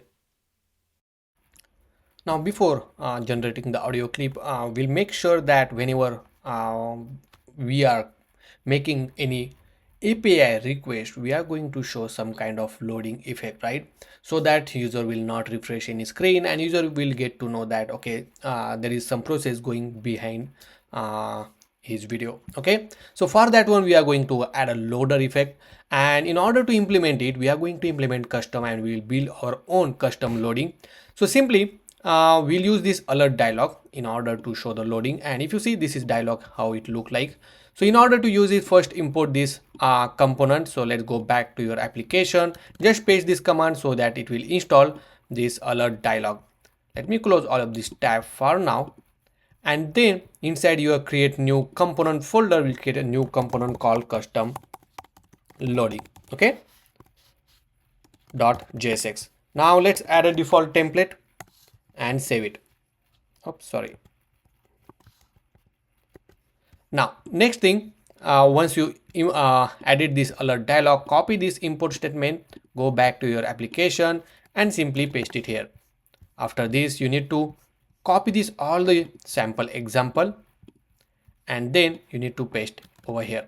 Now currently, with the help of this trigger, this alert dialog content is getting open, but we don't want this trigger, and you want to open it programmatically. So this alert dialog has method called open, and through this open method we'll pass the loading, whether it's loading is true or false. If it's true, then it will open this dialog, otherwise it will close the dialog. Also, we don't want this header or footer anything, so I will remove this and we'll only keep this alert dialog content. Okay, here let's add a div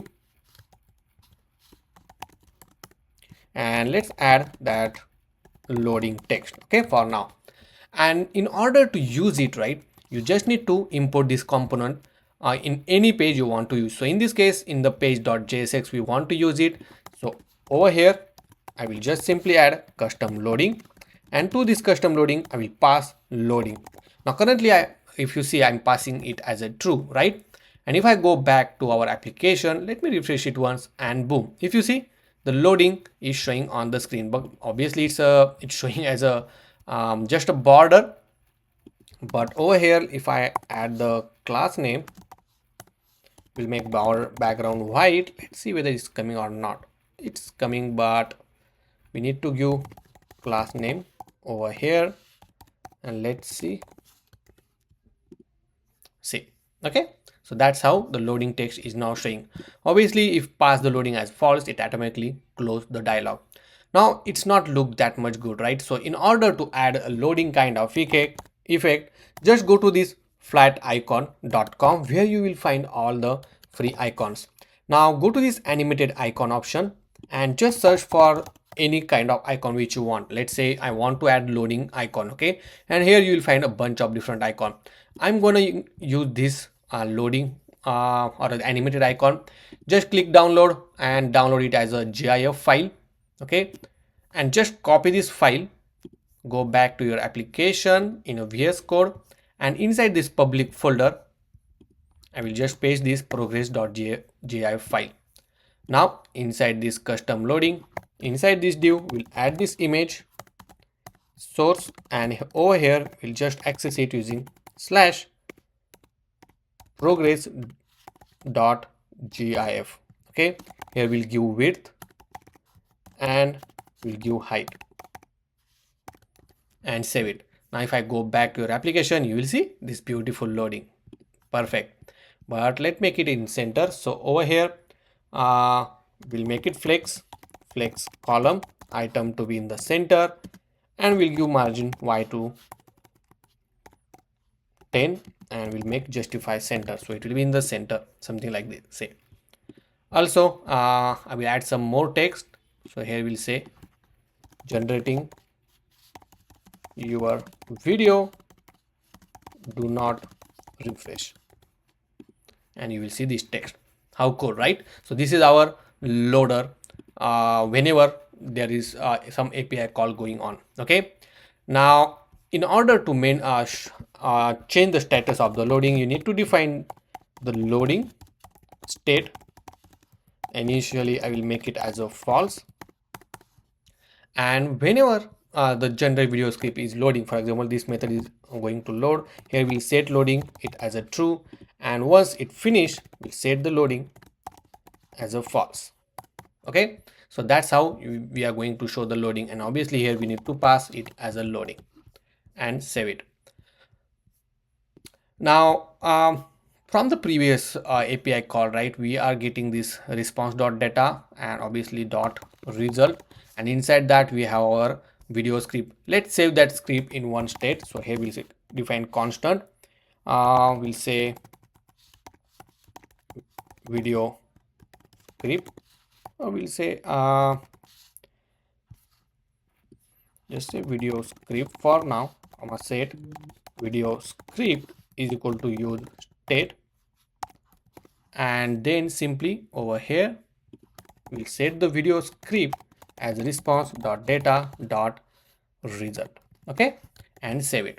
Now if you want to test this, let's go back to your application and I will select the content. So let's select this motivational, I will select this comic one and select the duration, and simply click on this create short video, and boom, if you see the loading effect is showing on, and boom, it went away. It means we got the result. Now if I go to the console, here you will find the information, okay, that we got the information from the AI model. Let me talk about the tubegurji.com, where you will find all of my exclusive courses along with the source code for each of the project. Not only that, but you can track each course chapter by chapter. Here you will get the source code, the application depot, or you can even watch this complete video for a free on YouTube. How cool it is, right? Also, you can find your own personal dashboard and you can track your course, depends on your how much progress you did it. Okay, and in order to join this particular TubeGurji Pro membership, it will just at $899 per month. Okay, and you will get an access to the all the courses and the source code for free. Now after generating the video script from the AI, now we are going to convert this script into an MP3 audio file, and this audio file then we are going to save inside our Firebase storage. In order to generate this MP3 audio file, we are going to use a Google Cloud text to speech API.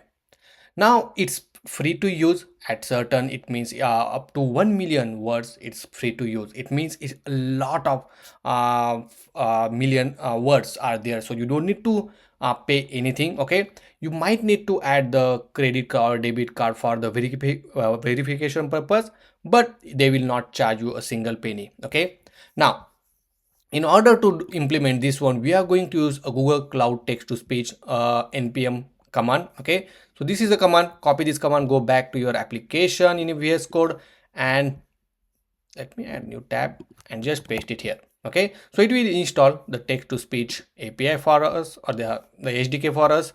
And if you see, these are some logic in order to implement it. Okay, so before implementing this one, we need to get the API key from the Google Cloud.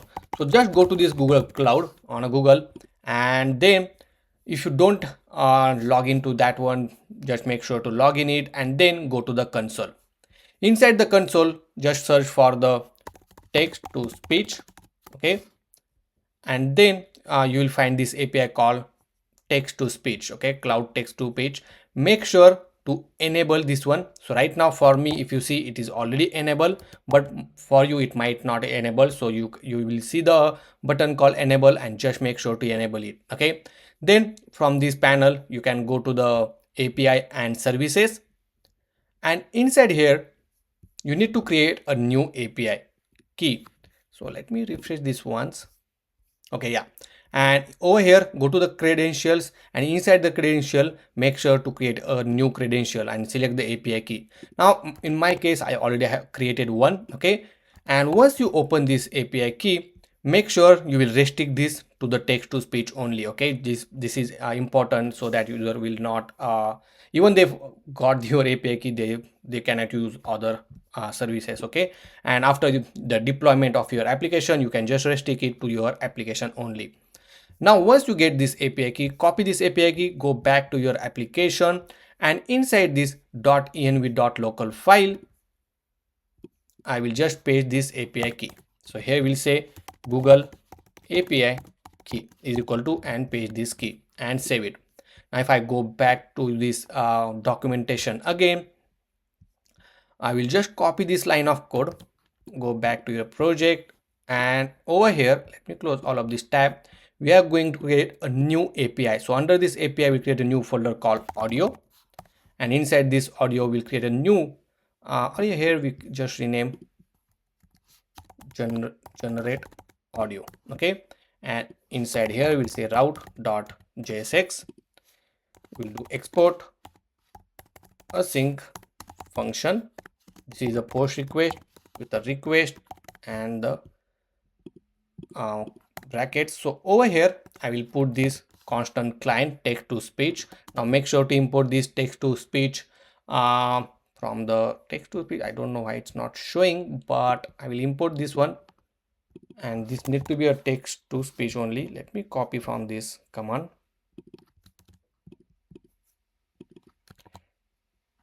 Oops, sorry, I think I did not copy it correctly. And make sure it's text to speech, and you are importing from the text to speech only. So I will just remove this and import it from the Google Cloud text to speech. Okay, now inside text to speech, you need to provide the API key. Okay, so API key in this case is from, you can access it from the environment file using this Google_API_key, and then save it. Now you already initialize this reference of this text to speech, and with the help of this client we are going to implement it. So after that, whatever the text you want to convert it, that text you need to get it first. So from here we'll say constant.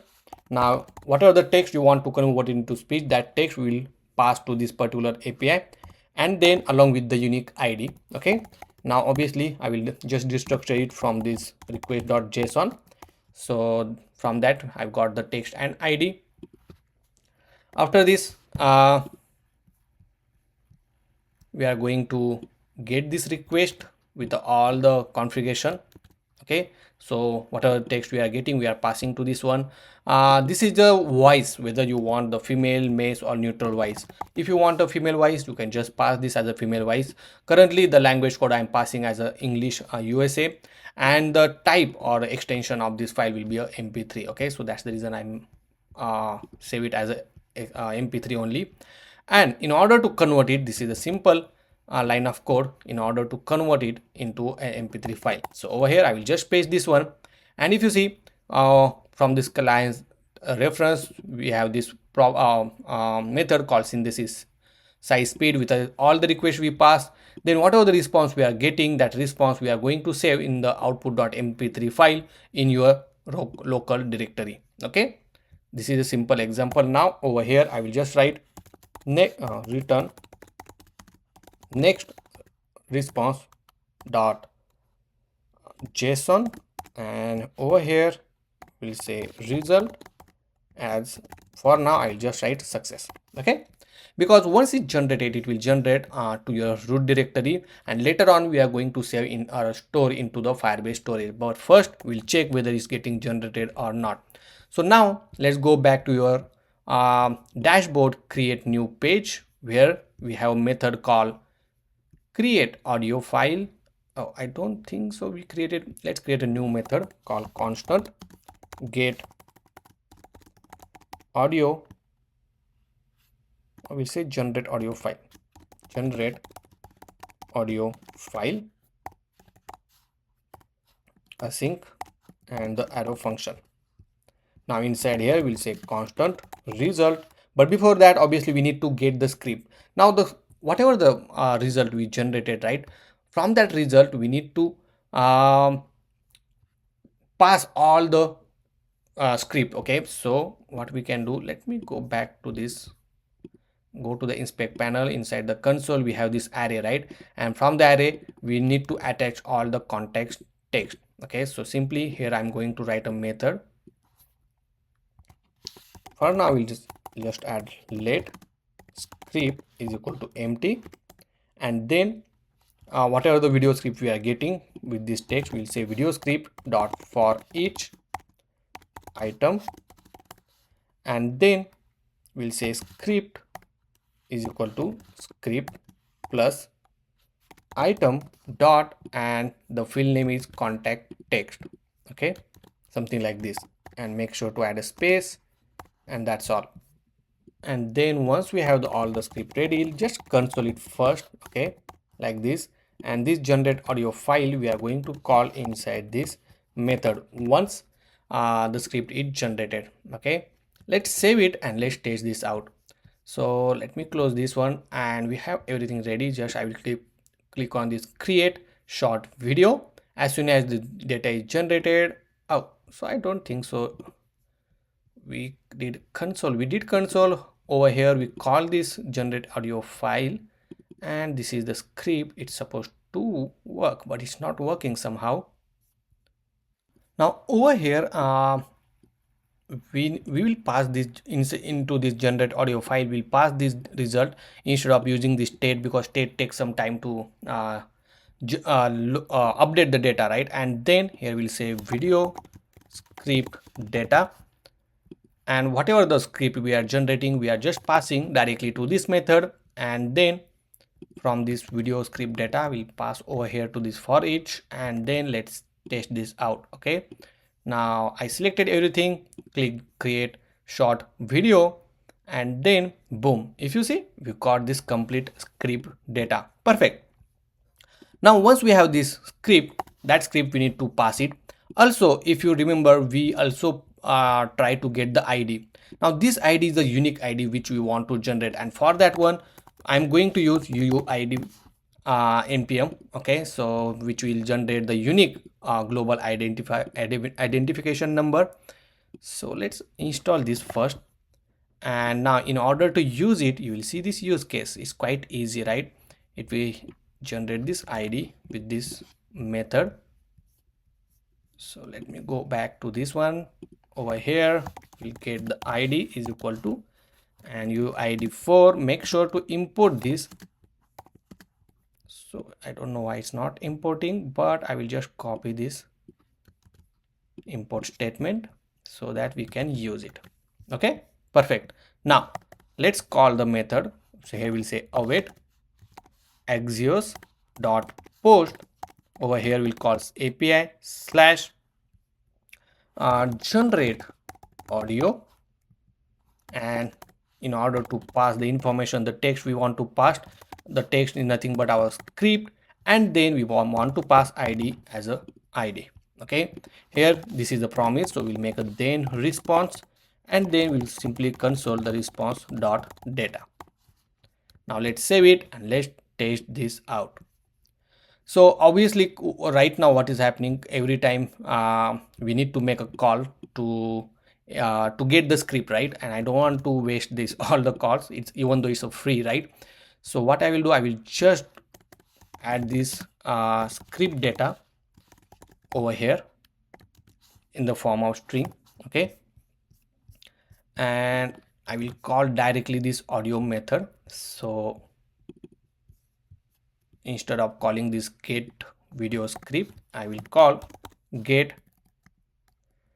what we can call over here, get or generate audio file, and to this generate audio file I will pass script data, nothing but the text. Okay, this is only for testing. Obviously we will make sure we'll pass it from here. So I will just collapse this and we'll make sure the audio file is getting generated. Now if I close this one and click on this create short video, right now if you see we have error that video script data for is not a function again. Okay, wow.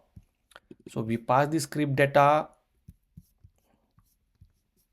Okay, we are trying to generate it because it's already there, so we don't need to do that. Okay, and for this example purpose I will just pass it here like this. Okay, so whatever the script data we are passing to this one, and let's try to generate it. Now right now it's getting generated. I don't think so it's okay. If you see in network call, the generate audio is still in pending mode. Okay, and okay, we got error, at least something is happening. Okay, so right now we have some error. If I go to this network tab and generate audio, we don't see any error, but inside the terminal you might see over here same.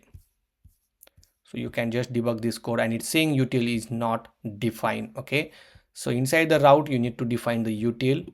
So if I go to the documentation, you will find this util and fs is getting imported, so make sure to import this as well. Okay, and then save it. Now let's test it again. So if I go back over here, clean everything in console as well. So before that I will just keep the loading over here. So inside the page I will just set the loading as a true, so that we will get to know whether it's generated or not. And if I click create short video, if you see we are getting loading effect. So we'll wait so that it will generate the audio file for us. If I go to the network tab, now it's done. Let's see in the output, and if you see in the root directory we got the output. Now if I try to run this output file, let's say It was a cold, dark night. The wind howled. see, okay, now it generated the output file for us. Cool, right? So it means our audio file is generated successfully. Now once you generate the audio file from this Google Cloud Text to Speech API, now it's time to save it into the Firebase storage, okay, so that we can use it later on. So let's go back to your application, and in order to integrate the Firebase to your application is quite easy. So first thing, you need to go to this firebase.google.com, and the reason that we are using Firebase storage because it's easy to integrate and free to use. Then go to the console. If you are using first time, then you need to create a project, but if you want to use existing project, just open the project which you want to use. Over here you have option to add a new project. Okay, so just click on this web project, give the project name. Here we'll say AI short video generator, then click on register app, so it will register this application to the Firebase, and then you need to install this Firebase SDK using this npm install Firebase command. So inside the terminal, just paste this command and then copy this all the config code and inside your config folder we'll create a new file called firebase config.js, and over here we'll paste this line of code. Now over here we don't want analytics, so I will remove it, and here we'll say export constant. We want to use a storage feature from the Firebase, so that's the reason we are defining storage. Here you need to define it as a get storage and pass this app reference. Then make sure to import the get storage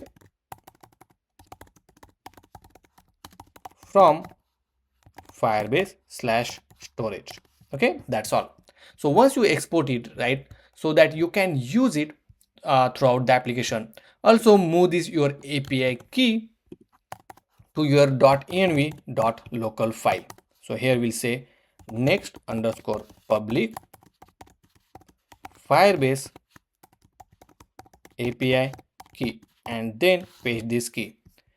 Copy this environment variable so that you can refer it over here using process.env dot and the environment variable name.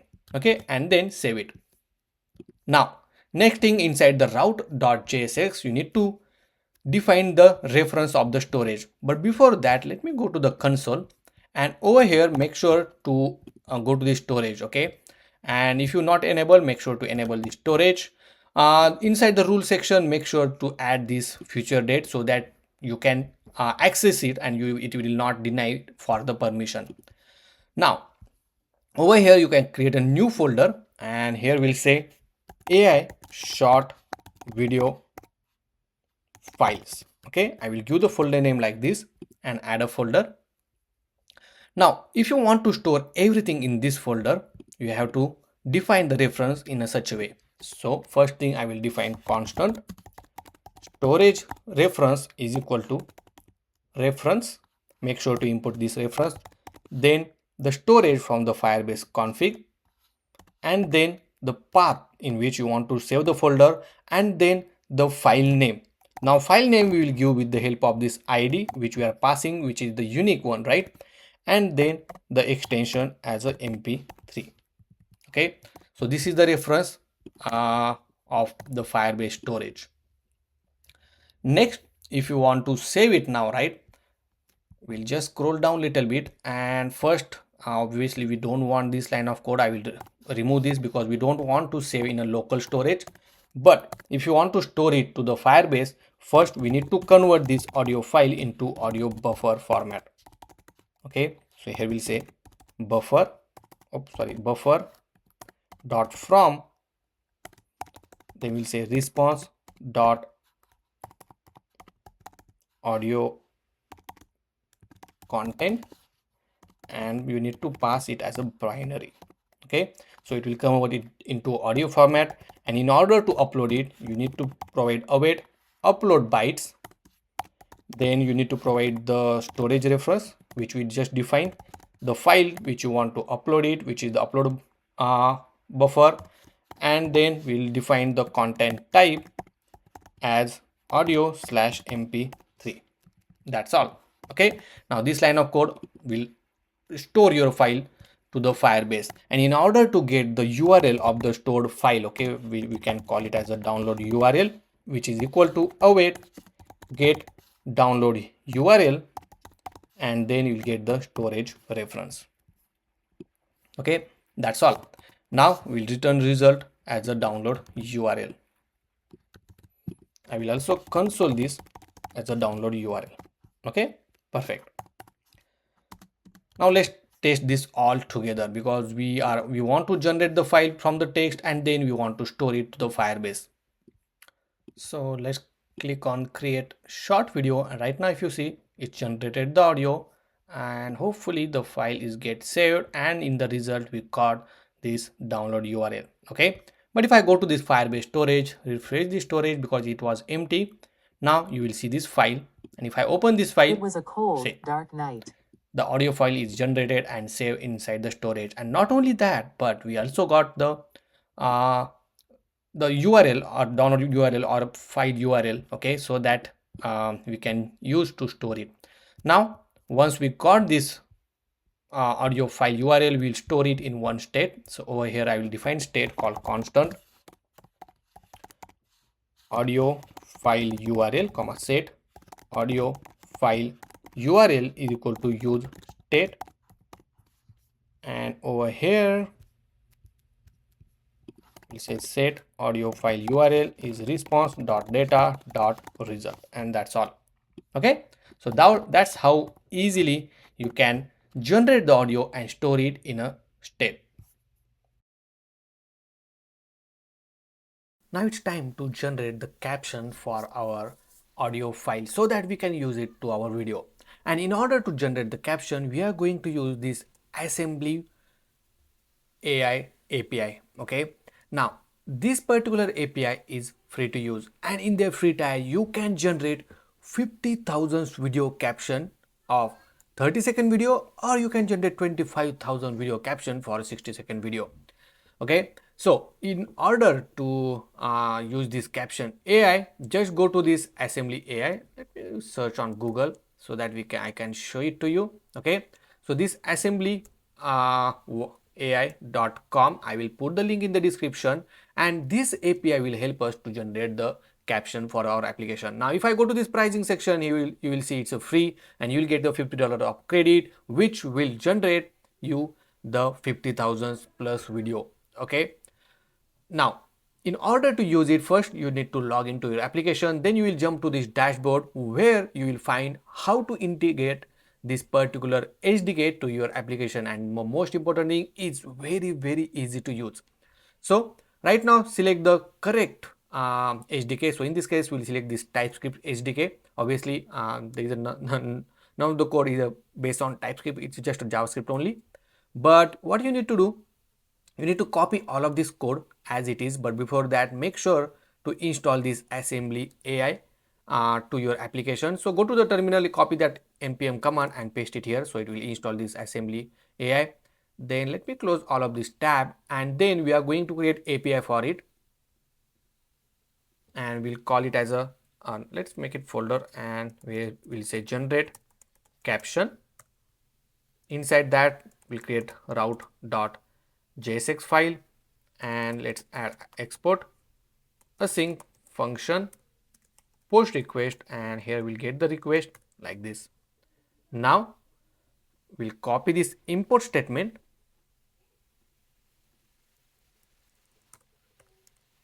and after that we need to copy all of this code as it is. So I will copy everything and then paste it here. Okay, now let me explain you one by one. So once we call this one, if you see, this is the API key that it auto generated for us. Okay, but you can find it on their dashboard. I will just remove this API key from here, and I will put it in the .env.local file for the security purpose. Here we'll say caption API only. Okay, keep it simple and save this one. Then over here, in order to access it, you can access it using process.env. the environment variable key. Then you need to pass that URL of the audio file which you want to convert it, right? Or you want to generate the caption. So obviously we will get it from the constant. Here we'll say file URL, or we'll say audio file URL. Audio file URL is equal to await request.json. Okay, now whatever the JSON request we are getting, that I destructure it, and that audio file URL we are going to pass over here. Okay, now obviously in my previous API call only, right, once we generate the audio, we are getting that download URL, that is nothing but the our file URL which we are going to pass over here. Then let me remove this all of this comment. Then this is the data that we are passing it as an audio to the audio field, and let me remove this line of code because we don't want this one, and simply we are going to pass to this client transcript and transcribe method, okay, which will return the transcript. And then from the transcript, if you want the text, you can get the text, but if you want the type the timestamp, right, here you can get it using the words. Okay, so transcript.words. Obviously I console it so that you can also see what is the output or look like. Okay, also let me wrap everything in try catch block. So I will put everything in a try catch block, something like this, and here we'll add catch with the exception, and we'll return next response dot json, and here we'll say error as error message, and also I want to return the all the list of word as a result, and we'll copy everything as it is and we'll paste it here. Okay, so this is the all the result we are passing back, or we will return to this response. Okay, and that's all, you are ready. Now let's go back to our dashboard, create new page.jsx. After creating the script, we generate the audio file, and after generating the audio file, we are going to generate audio caption. Okay, perfect. Now, in order to generate the audio caption, here we need to pass the file URL, and here we'll make a call. So here we say, first we'll set the loading as a true, then we'll say await Axios dot post. Inside that we need to pass the we need to make a call API slash generate caption, then the audio file URL, which is nothing but the file URL which you want to pass. Okay, and as this is a promise, we make a response, and we'll simply console log the response dot data dot result. Okay, that's all. Now this is await, let's make this as a async, and then we'll set the loading as a false. Now this generate audio caption, obviously we need to call it inside this generate audio file once the file is generated, but right now for the testing purpose I will call it on the click of this create handler. Okay, create button handler. And in order to pass this testing file, right, let me get it from the Firebase. So here maybe we have inside the inspect panel, let's see whether we have that or not. Okay, so we don't have. I will just get it from our storage, just because we just want that file URL, right? So let's go to the storage, and over here we'll say AI short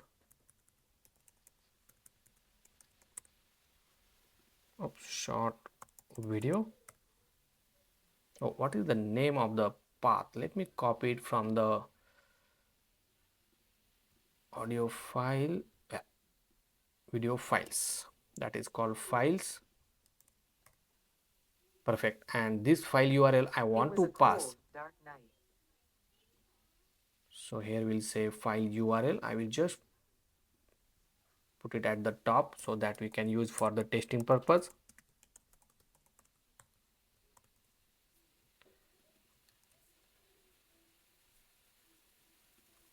Okay, and once we pass it, it will pass to the as a post request in the post body request, and then we'll get the result. Okay, let's save it and let's test this out.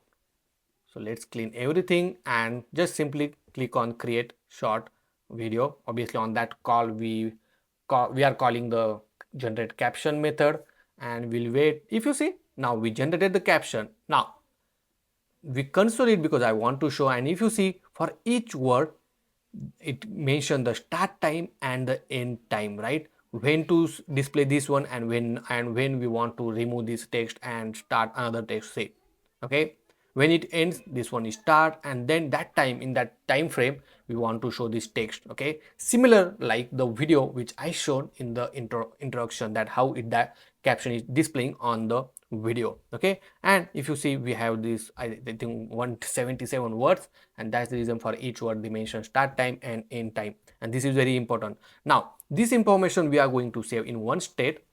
So let's define one state, say constant captions comma set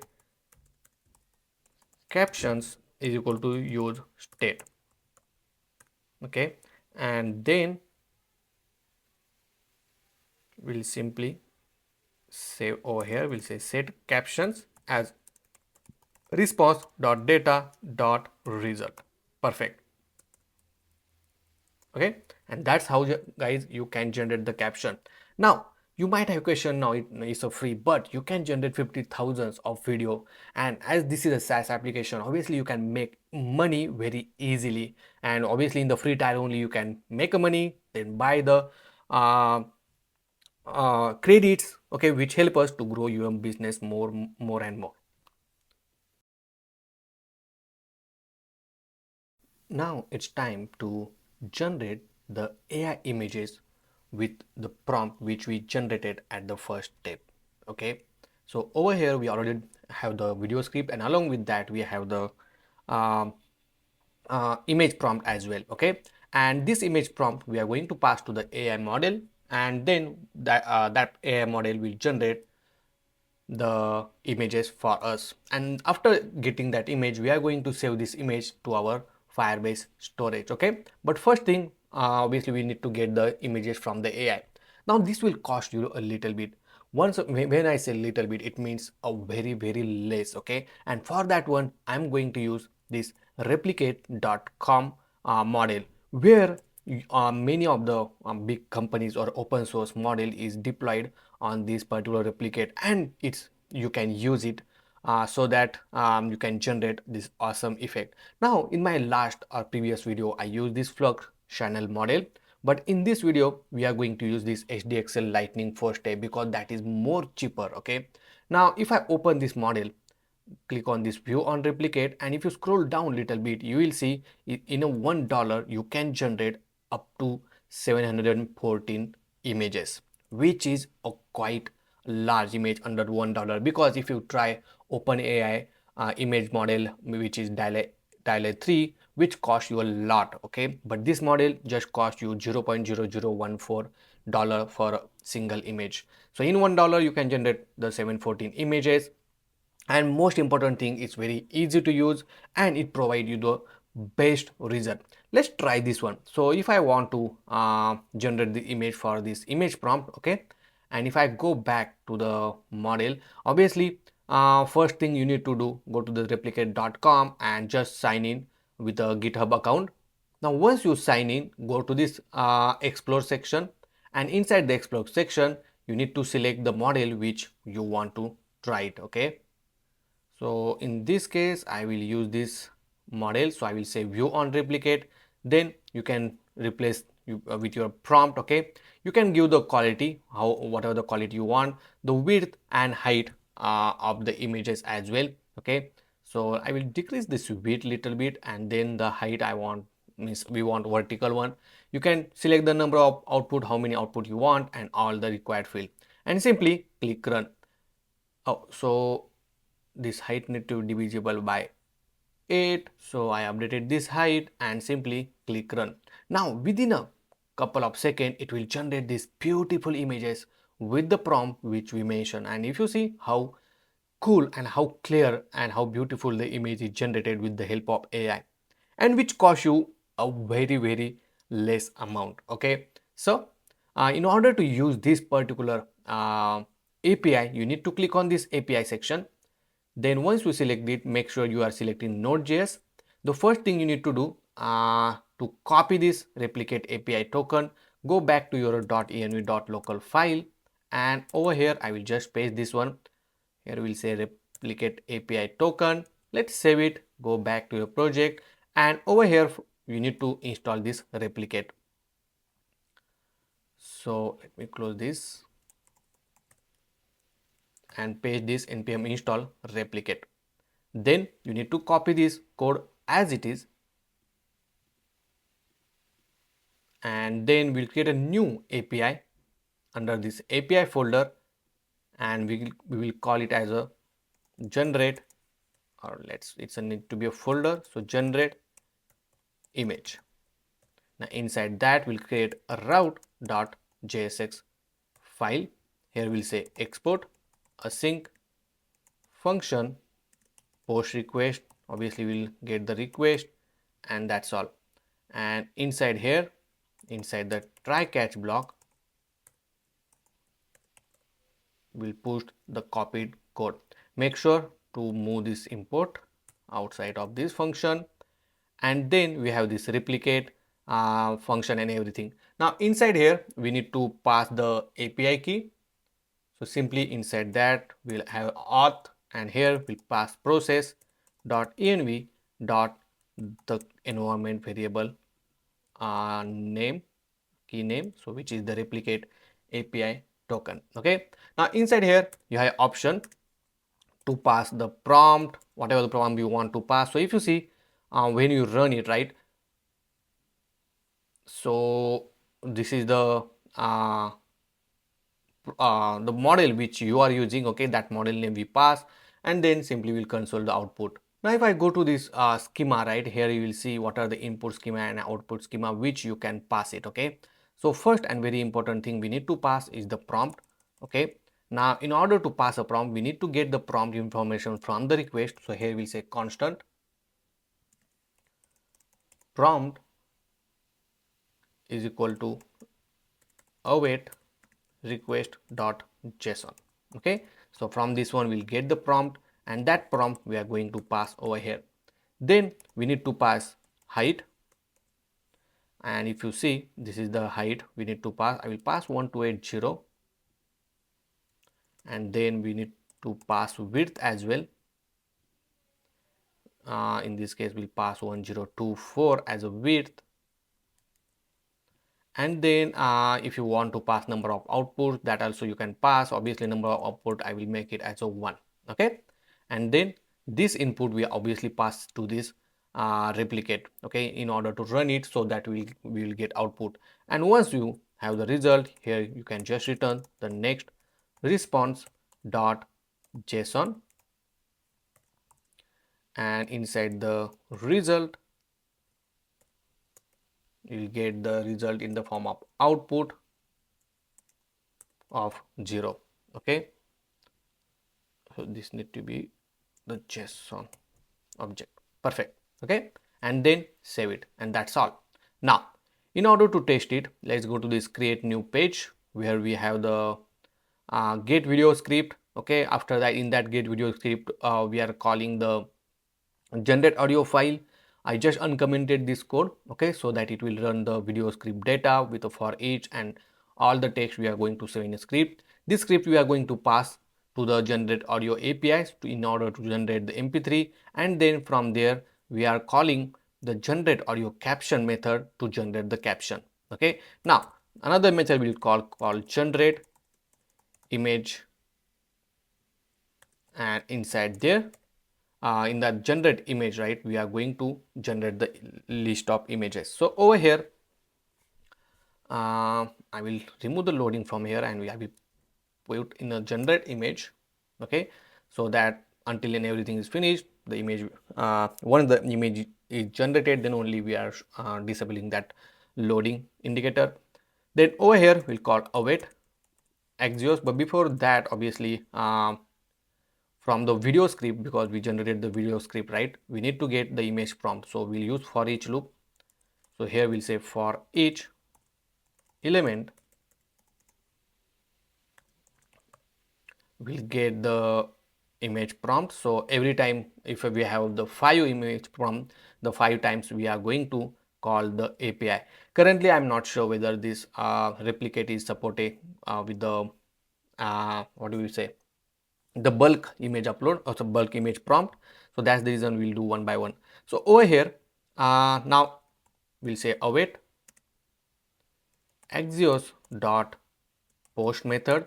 Inside this post method we are going to call API slash generate image, and then we need to pass the prompt. So prompt will be in this case is element dot image prompt, because that is the field name. So I will just copy this field name as it is, and I will pass over here. Make sure we'll make this as a async. Okay, and once the image prompt is generated, we'll make then response, and from response we'll get response dot data dot result. Okay, so inside this result once we have the image prompt URL, right, simply we are going to save one state, so constant image list comma set image list is equal to use state. And obviously we are going to set, but before that, inside this generate image, I'm going to define, oops, over here we'll define let images, okay, empty array, and we'll simply push images dot push with the response dot data dot result, okay. And once we have all the information, not over here, but we'll set the image list with the images, okay.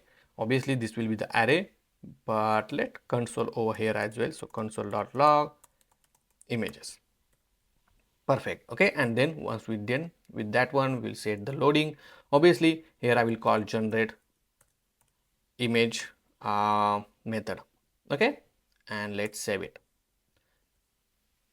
Now for testing purpose, I don't want to generate everything at once, so what we can do, we can copy this all the JSON file, okay, and I will paste over here.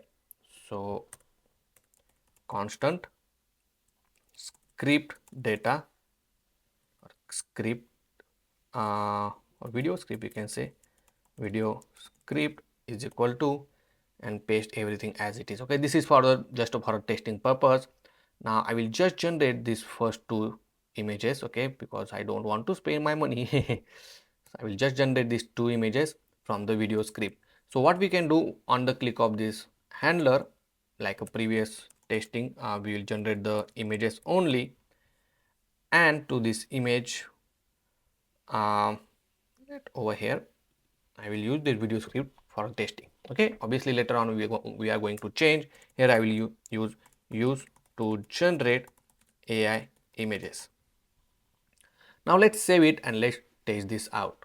So let's go back to our application. Let me refresh this once and then simply click generate short video.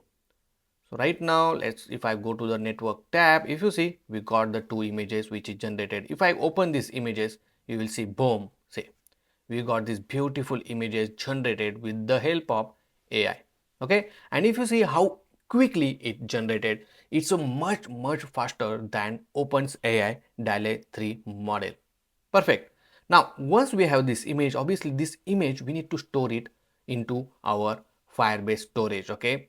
So that logic we are going to implement over here only, because we don't want to pass to the client side and then upload it. Now in order to, let me close this one, and in order to save the data to the Firebase, so here we'll say save to Firebase, okay. First we need to convert these images to a base 64, but we are getting the result in the form of the URL. The question is how to generate it. So for that one, I'm going to write one method called constant convert image, okay. And inside this convert image, we are going to pass the image URL, okay. And inside this one, obviously this method we are going to call over here as soon as we get the output. So output will be in the form of URL, okay, and this URL will be passed to this, this need to be a convert image, okay. And inside this convert image, we are going to simply add try catch block, and inside this try block we'll simply write constant response is equal to await axios dot get. So I don't know why we got error, but let's say async. Here we'll say axios dot get request, and inside the get we'll pass the image URL, and the most important thing, you need to provide the response type as array buffer, okay.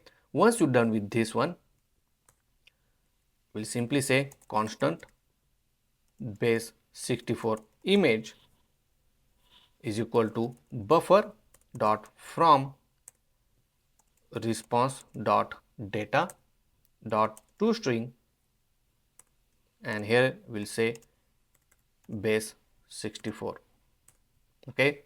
So it will generate into the base 64 image, and simply we are going to return it as a base 64 image. That's all. Okay. Otherwise, we'll just return error. Okay. Obviously, doesn't make sense. I'll just console it as a error with a E. Okay, perfect. Now this convert image we are obviously calling over here, and then we got this base 64 image. Over here, I'm going to do constant base 64 image is equal to, okay, and then we need to make sure to attach base 64 format. So this need to be like image png and base 64. Okay, so this is very important to attach it to the start of this convert image. Okay, so it's called data image png base 64. Okay, then plus, and then we'll use await to convert the image. Now once we have the base 64 image URL, we need to generate a file name. Okay, now this file name we are going to store in the same folder. So I will just get the folder from the audio. We'll get the folder name. So this folder name we want to use it. So simply here we'll say AI short video file slash, and over here I'm going to generate dot now. Okay, so it means it will get the current timestamp and it will be unique every time, and then dot png file. Perfect, right? So this will be our file name. Now generate the image storage reference. I will call it as a is equal to reference, then storage from the Firebase config, and then you need to pass the file name like this. After this, we'll say await upload string. So we can say string. Then here we'll say storage reference, comma base 64 image, and then it will be the data URL dot, then simply call snapshot to this one. Even though did not call, that's also fine. Okay, so this will upload our image to the database, or this need to be a storage reference. So this need to be a storage reference. Okay, and base 64 image with the data URL as a type, and then once we upload it, we can get the download URL is equal to await get download URL from the image. This need to be a storage reference. So whatever the storage reference will be passed, from that one we'll get the download URL. I will just console. If you get any error, we'll get to know whether it's printing or not, and then this download URL we are going to pass. Okay, and it will return from this API, and let's save it, and that's all. So that's how you can save your images to Firebase, because the reason that we are saving this one, because replicate will store your image only for an hour. Okay, and after that they will just remove it from their server. So that's the reason we need to store that into our database or into our storage. So before testing, I just realized we need to add a comma over here and then save it. Okay, because otherwise this format will be wrong and then we'll get the error. Now let's test this out. I will open the inspect panel and inside the console and network tab as well, and click create short video. If you see, the generate image is getting called and is pending at the moment, but we'll wait, and this is generated. If you see, we got the preview with the Firebase storage URL, and if I go to the Firebase, if you see, if I reload it, boom, if you see, we got these two beautiful images. Perfect, right? Now obviously this images is generated with the help of AI only. Okay, and now we also got the URL. If I go to the console, you will see these two URL getting returned from that API. And now obviously that both the API we already pushing into the, let me go to this page.js into our state. Okay, so over here we are already pushing it through these images. Okay, so that's how guys you can generate the images. So it depends on how many images you have, and then you can simply generate it. Now let's test end to end. Okay, now what I will do, I will just uncomment this one and I will comment the video script. Now this particular method will get the video script. This will generate, oh sorry, generate audio file and save to Firebase storage. Then this file will audio file, okay, this file will generate the caption used to generate caption from audio file, and then this will generate the AI images. So at the last, what I will do, I will just console everything. So here we'll say images, then I will say video script, then also we'll say audio file URL and the captions as well. Okay, so everything we just console it to make sure that we are getting all the data. Okay, and make sure inside this generate image now we'll pass the actual video script. Okay, so that it will iterate it. Let's save it and let's test this out. And one more important thing, once we have the audio file, then we need to call this generate image. Okay, over here I will add a condition, or another way that you can do it, instead of using then, you can just get the result over here. But for now I will just use this condition and okay, and save it. Now over here inside the generate audio file, we are passing this video script data, right? And with this help of video script data, this video script data we are also going to pass to this generate audio caption. So here I will be pass it as a video script data. So whatever the script for the video along with the image prompt that we are going to pass from the audio caption or the audio generate file to the audio caption file. So over here I will say video script data, and again from this video script data I will pass it to this generate image method, and here I will accept it like video script data, and then we'll use it as a for each loop. Okay, if you want to print, I will just print it here like this, and I think we are good for now. Also just want to make sure that I remove this dot then, okay, and the response, so it's better you can get it inside this response and you can get the result, because this await Axios post will return value to this response. Okay, and same thing I did it for this audio caption as well. So let's save it and let's test this out.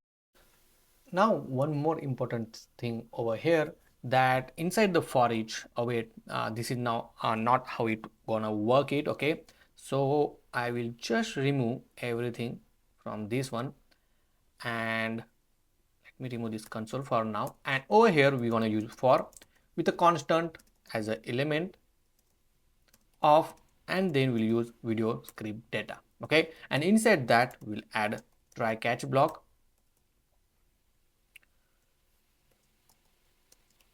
and inside this try block now we'll say constant response is equal to await Axios dot post request to get the make a call to this API generate image. Okay, and then obviously in that one we are going to pass a prompt as element dot image prompt.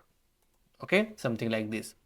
After that one we'll get the data, so I will just console it as a response dot data dot result, and then inside these images we'll just push it. So images dot push, and we'll say response dot data dot result. Okay, so we also console, but also we will make sure we'll console it also. Over here we'll just say error in the console if you get any error with the E. Okay, perfect. And later on we are saving this information inside this particular state. Now one more important thing here, we need to make sure we need to save all of this information in one state, and for that one we are going to use a context, because we want to pass this information in order to render our video, and then we can export it, right? So it's little bit easy way. Okay, but don't be confused. So first thing, in order to create a context, we are going to create a new folder called underscore context, and inside this we'll create a new file called video data context.jsx. Now over here just make sure to export this video data context is equal to create context from the React. Make sure it is importing from the React. Now, this context will help us to share your data along the multiple component. It doesn't matter it's a parent component or child component, but we have to make sure we have to wrap this inside this dashboard layout. Okay, either you can make this as a client or you can uh, make the provider, and then you can make the provider as a client. I will make it simple and I will just add over here. Then inside this we'll add video data context dot provider, and inside that we need to provide some default value. Now over here I will just make sure to wrap it, so all the components which come under the dashboard or any route come under the dashboard, it will share the context data. The default one I will put as a video data is equal to use state. Okay, it's empty obviously first initial, and then this video data I'm going to pass over here. Perfect, and save it. Next, once we use this one, the video data, and set video data, and we are passing as a default one to this context, now it's ready to use it. So I will just copy this and save it and go to your page.jsx. Inside this create, I will remove all of this code now because we are done with the testing. We know that everything is working, all the API is working as expected, right?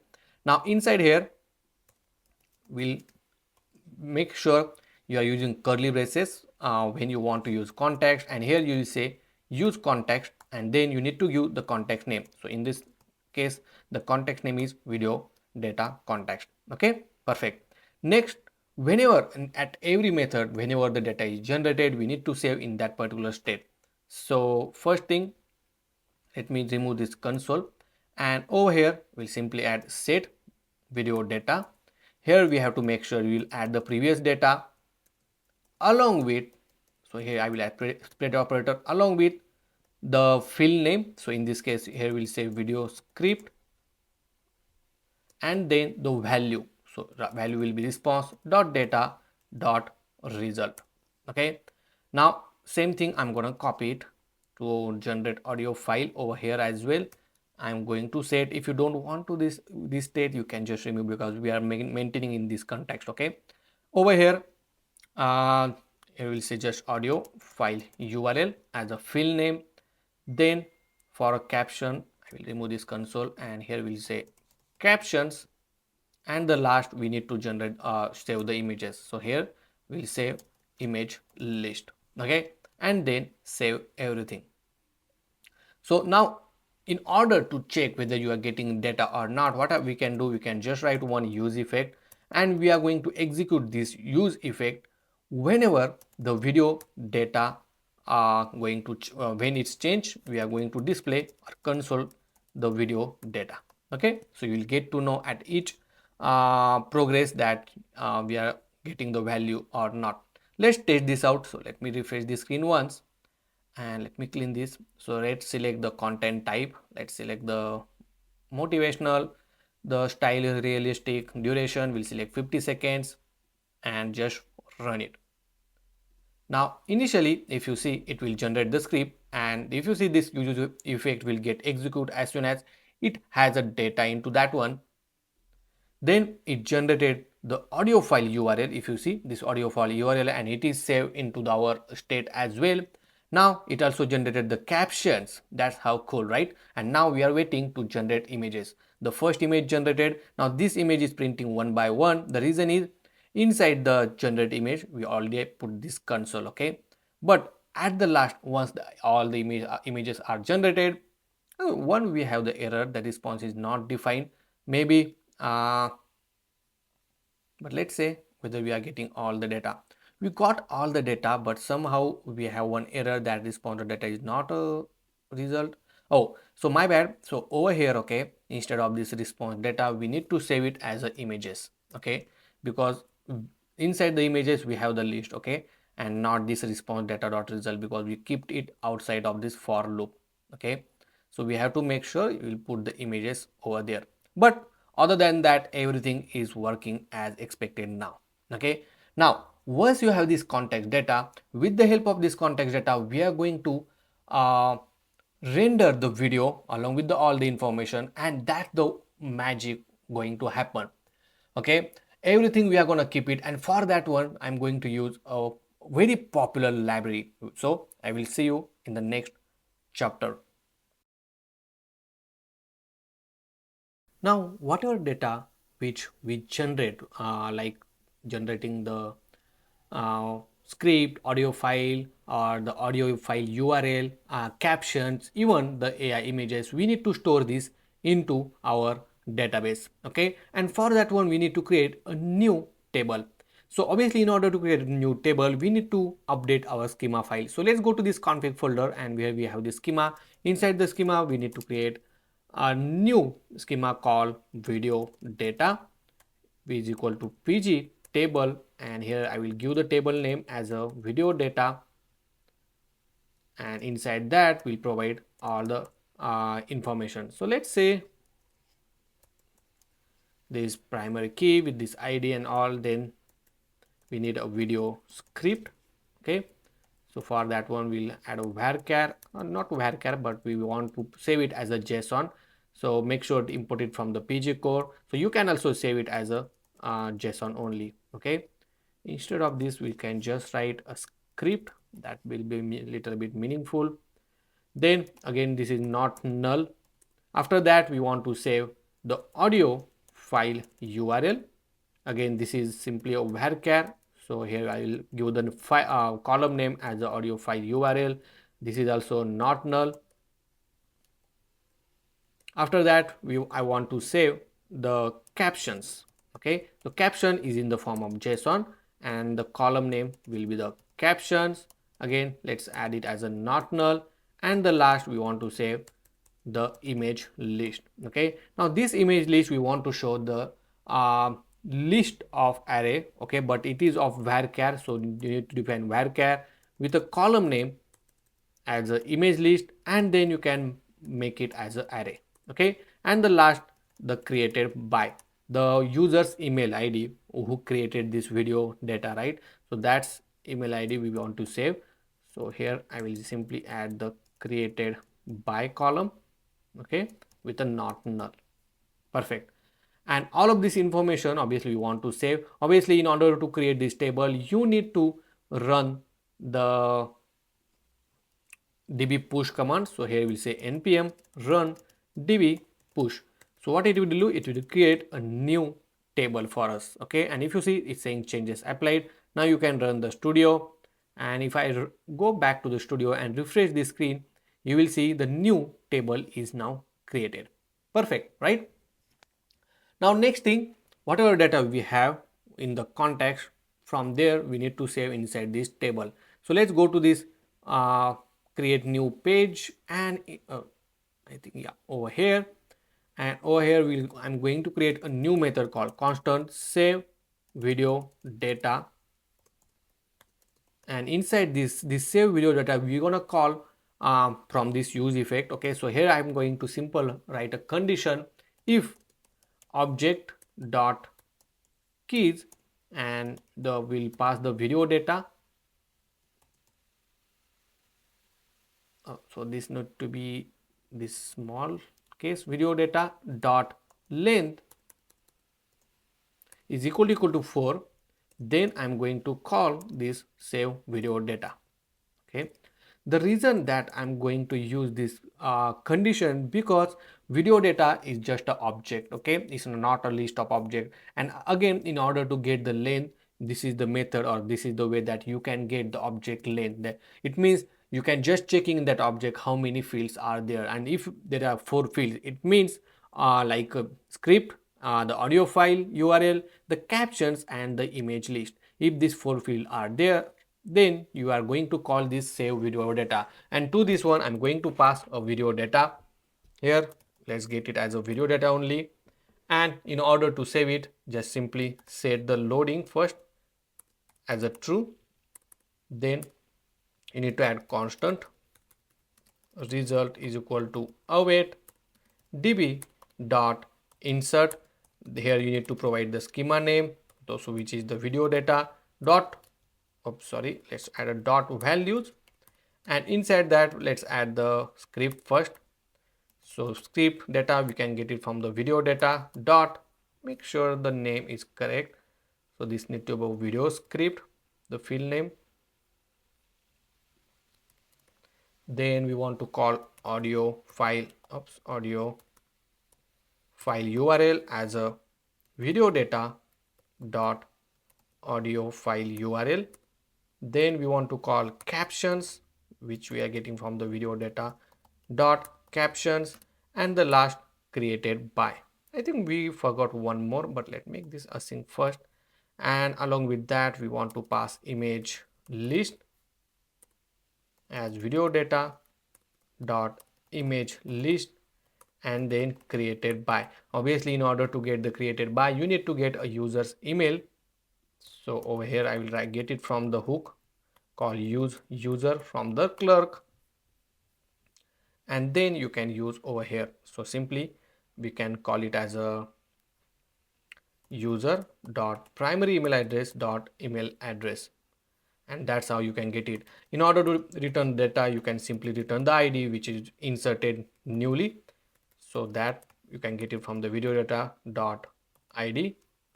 And this is pretty much. Let's console dot log result, and then we'll set the loading as a false. Okay, perfect. And let's save it and let's test this out.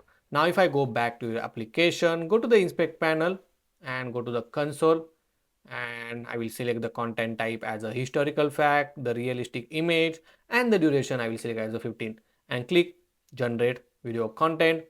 So now we'll see. Now the video script is ready. If you see, the video script is showing because we just console the context or video data context inside the use effect. That's the reason it's showing. Now the next, the video URL, or sorry, the audio file URL is also generated. Next, the captions is ready now. Here we also got this data, but somehow let's see in the database or maybe in the network tab, our method did not get called. We are supposed to get called this save video data, but it's not getting called over here. And let's see in the database. Yeah, it's not there. Let's see why it's not showing. So this is correct, the object dot keys, and we are passing video data with a length and 4, and then it's supposed to call this method. So the thing is, I just refreshed the screen again and now it's working. If you see, the length is 1, means the new record is inserted with the ID 3, and there is no change. Okay, just I refresh this because maybe the update was not successful in the browser sometimes. So make sure in the crucial way, it's time you have to refresh your screen, because even though the logic is correct and it's not getting updated on the front end side, right? But let me show you the data. And if you see, we have the script which is in the form of JSON, the file URL which is just a string, the caption again this is JSON, the main important thing, the list of image. If you see, this is the list of array. How cool, right? And then the user email ID who created this particular data. Now it's time to build a video from the content which we generated. So once we save the data into the database, we have the ID of the inserted record. So for example, this is the record or latestly we are inserted, right? And that ID we are going to get it, and then with that ID we are going to fetch all the information from the database in order to display the record or display the video. Now for that one we are going to use very popular the remotion.js library, which convert the programming code into the video. Okay, and I'm going to go in the detail in a moment, but before that let me explain. So we are going to create a remotions video component, and to that component we are going to display the image, then we are going to add an audio to that video to that images, and then we are going to add a caption on the top of that image, and together everything we are going to build and complete video. Now let me talk about the UI. So as soon as the AI generated all the content, it automatically generated the video and it opened a dialog for us. On that dialog you will see the text called your video is ready, and you can actually see your video. So over here we are going to integrate the remotion player where you can play the complete video, and you have option to cancel it, or you can option have to export that video as well. Now once you cancel it, it will redirect you to the dashboard, and that's where we are going to show all the user generated video list. Okay, so first thing, simply go to the Remotion. So if I search on the Google, you will see this site called remotion.dev, and now this is free to use. Okay, the license is also free to use. Also, if you see the title, it's saying the make a video programmatically, and it's very easy to use. They have support to the NextJs as well, so with the help of NextJs you can build it. They have some predefined template if you want to use that one as well, and they also have the Remotion Studio where you can actually try and edit it, but we don't want to go in a little in that detail. It's a little bit complicated, but you can explore this one. And if you really like and want to see more video on the remotion.dev, please comment in the comment section. So first thing, let's go to this documentation, and in the installation section you will see how to create the project. Now we already have the Next.js project created. Okay, so you don't need to follow this step, but if you scroll down a little bit, here you will see the option called installing in an existing project. So click on it, and first thing you need to do is to copy this command, go back to your application, and inside here, inside the terminal, I will paste it. So it will install the Remotion and the Remotion CLI. Then if you scroll down a little bit, we need to create a new folder called Remotion, and inside that we need to add this composition.tsx file. Okay, then we need to create this root.tsx file, and the last we need to create this index.ts file.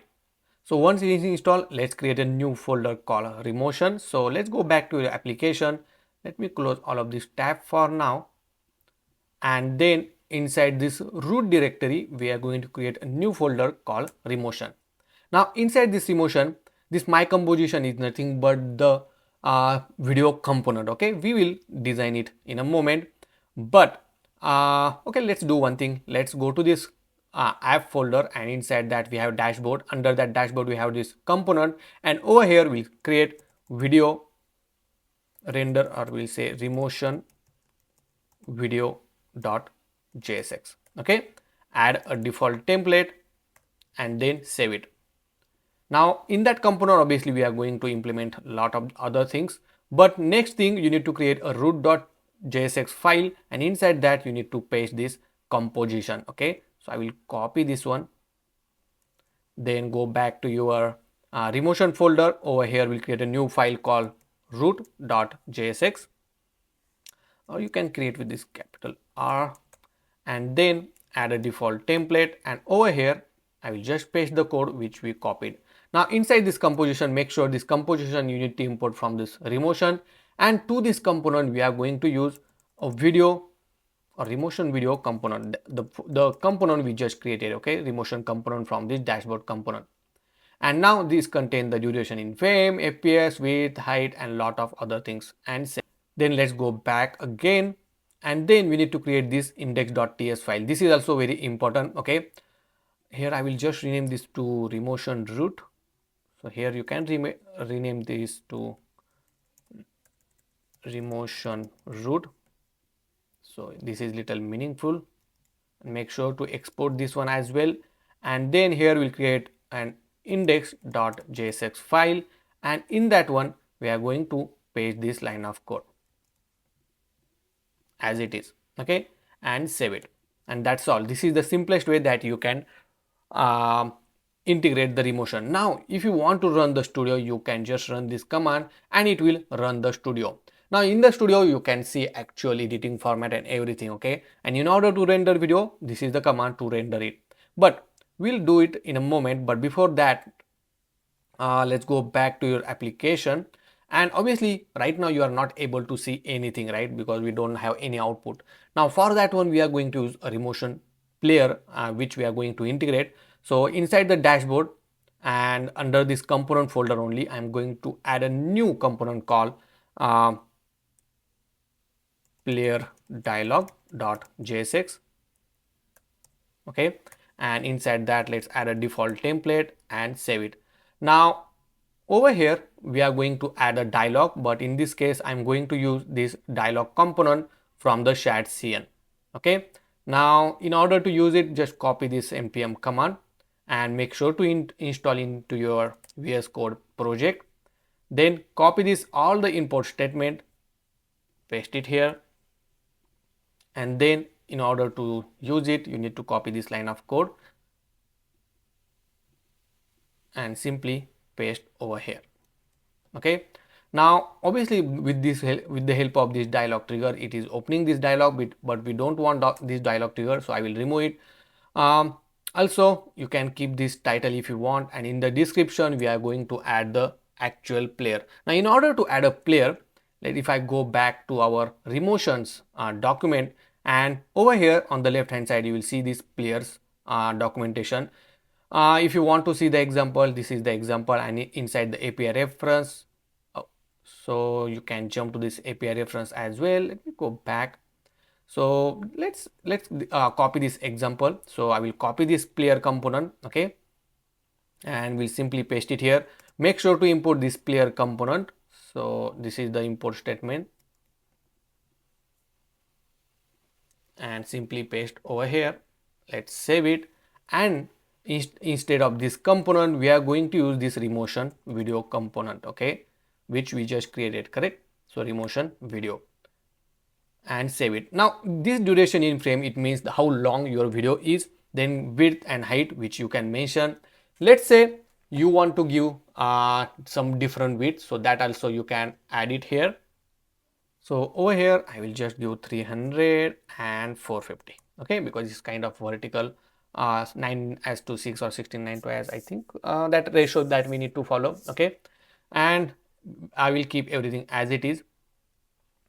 Next I will just change this title to your video is ready. Then I will add a class name, and we'll add text is of 3XL and font bold, margin Y to 5, and save it. Now next thing, this player video we are going to use it inside our create a new page, because as soon as the content is generated we need to open this dialog, and we are going to open programmatically. So over here I'm going to pass the we are getting some value from the parent component, and here we'll say play video. It will be true and false, and then we'll also get the video ID which you want to play. So over here I will just define one constant called open dialog comma set open dialog is equal to use state. Initially it will be false, and inside the use effect, as soon as player video is has some value, it will execute the set open dialog with the play video value, okay. So we will pass the value true and false.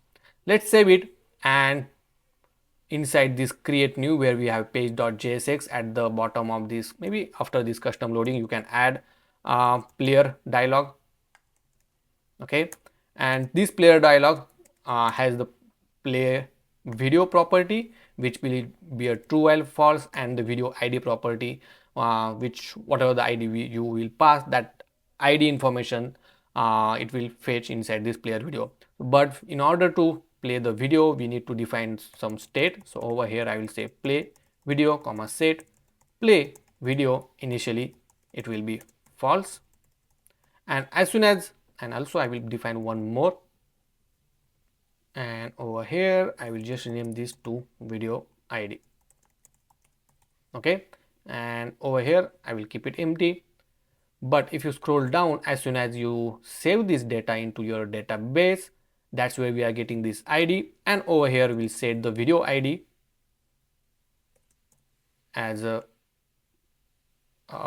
result of 0 dot ID, and then we'll just set play dialog play video as a true, okay. So it will actually open this dialog, and over here we'll pass the video ID, okay. I will just make sure the video ID, okay, that's fine, it's not big deal, and I think we are good on this one, okay.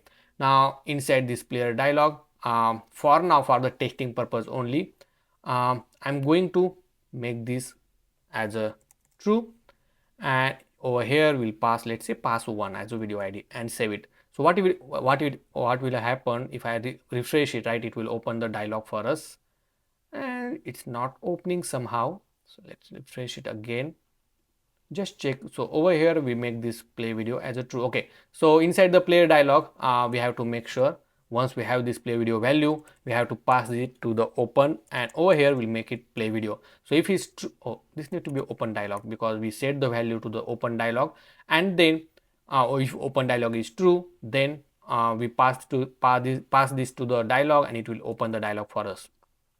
If you see, the dialog is open, perfect. But over here we'll add a class name and we'll make background white. Okay, perfect.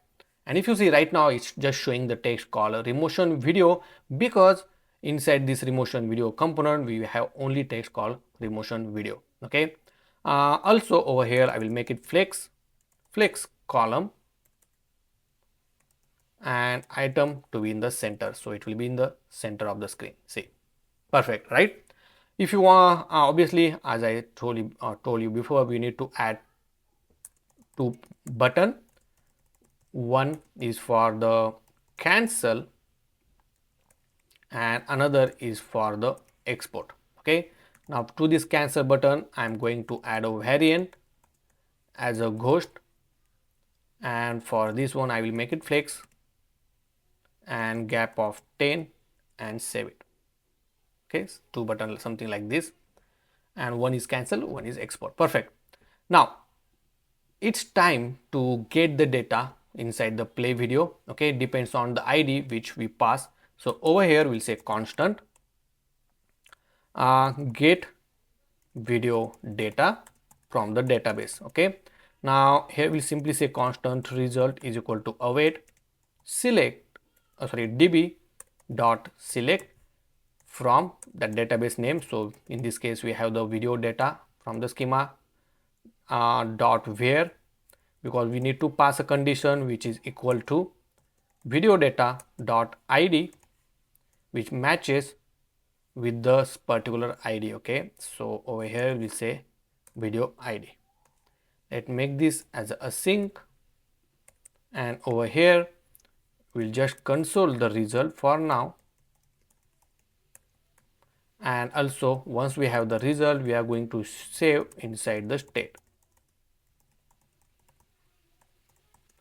If you confuse while understanding this, you can ask me the question in the comment box as well. Okay, now over here I will just set the video data as a result of 0.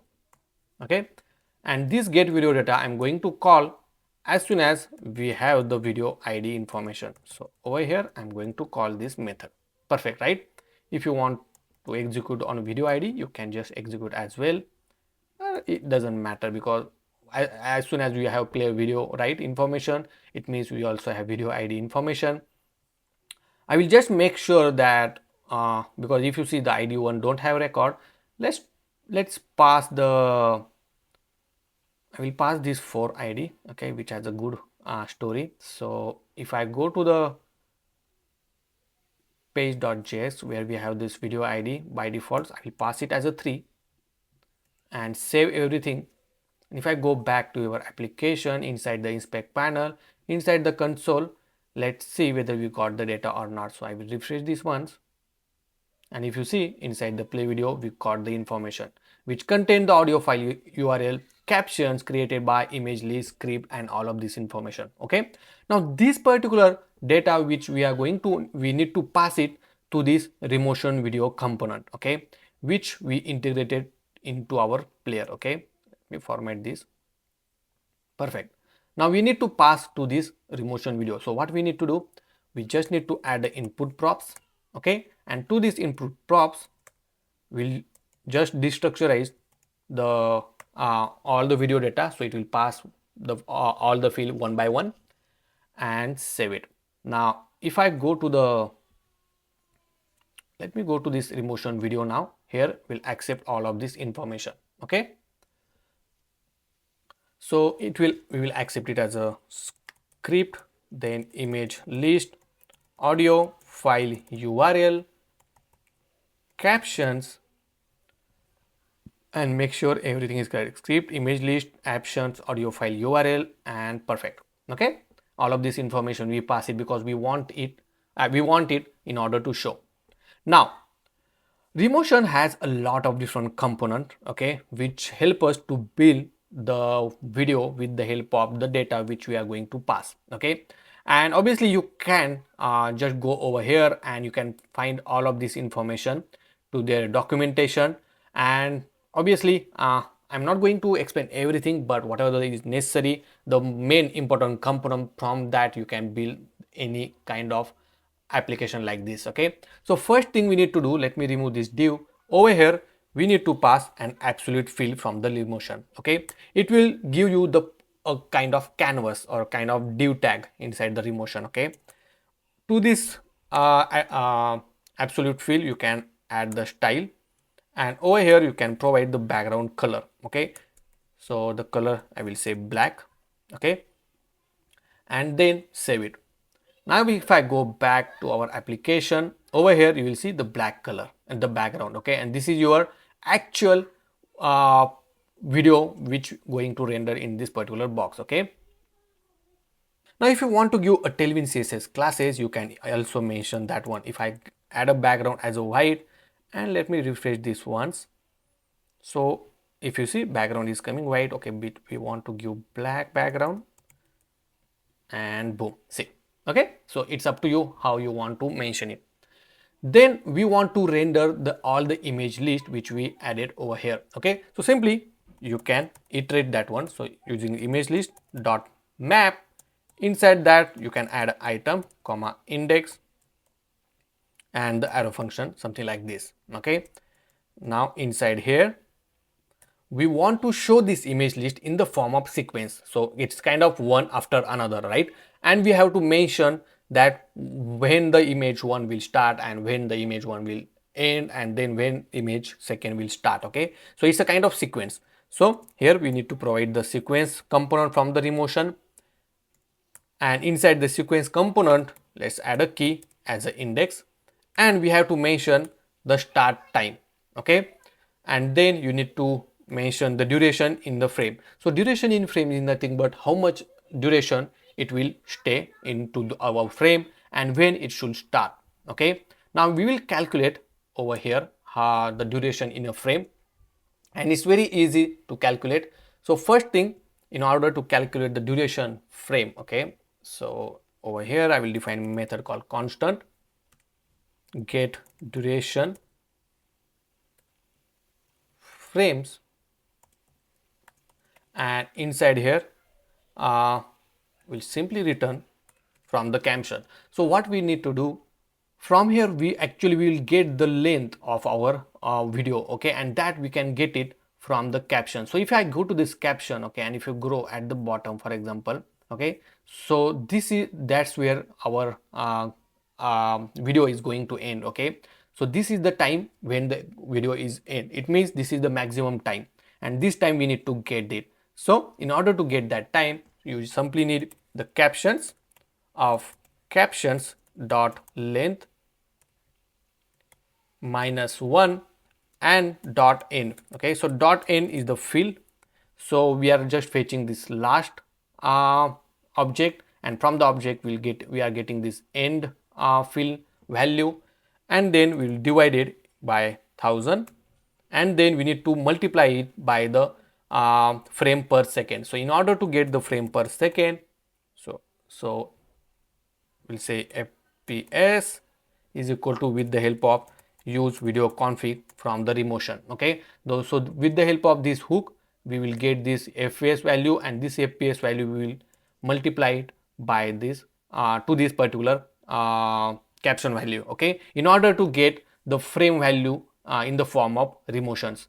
Now this will simply return the value for us. So now once we have this get duration frame, we'll pass it over here, and in order to do that we need to get the index value, whether there is a first image or second image, then we'll multiply it by the get duration frame.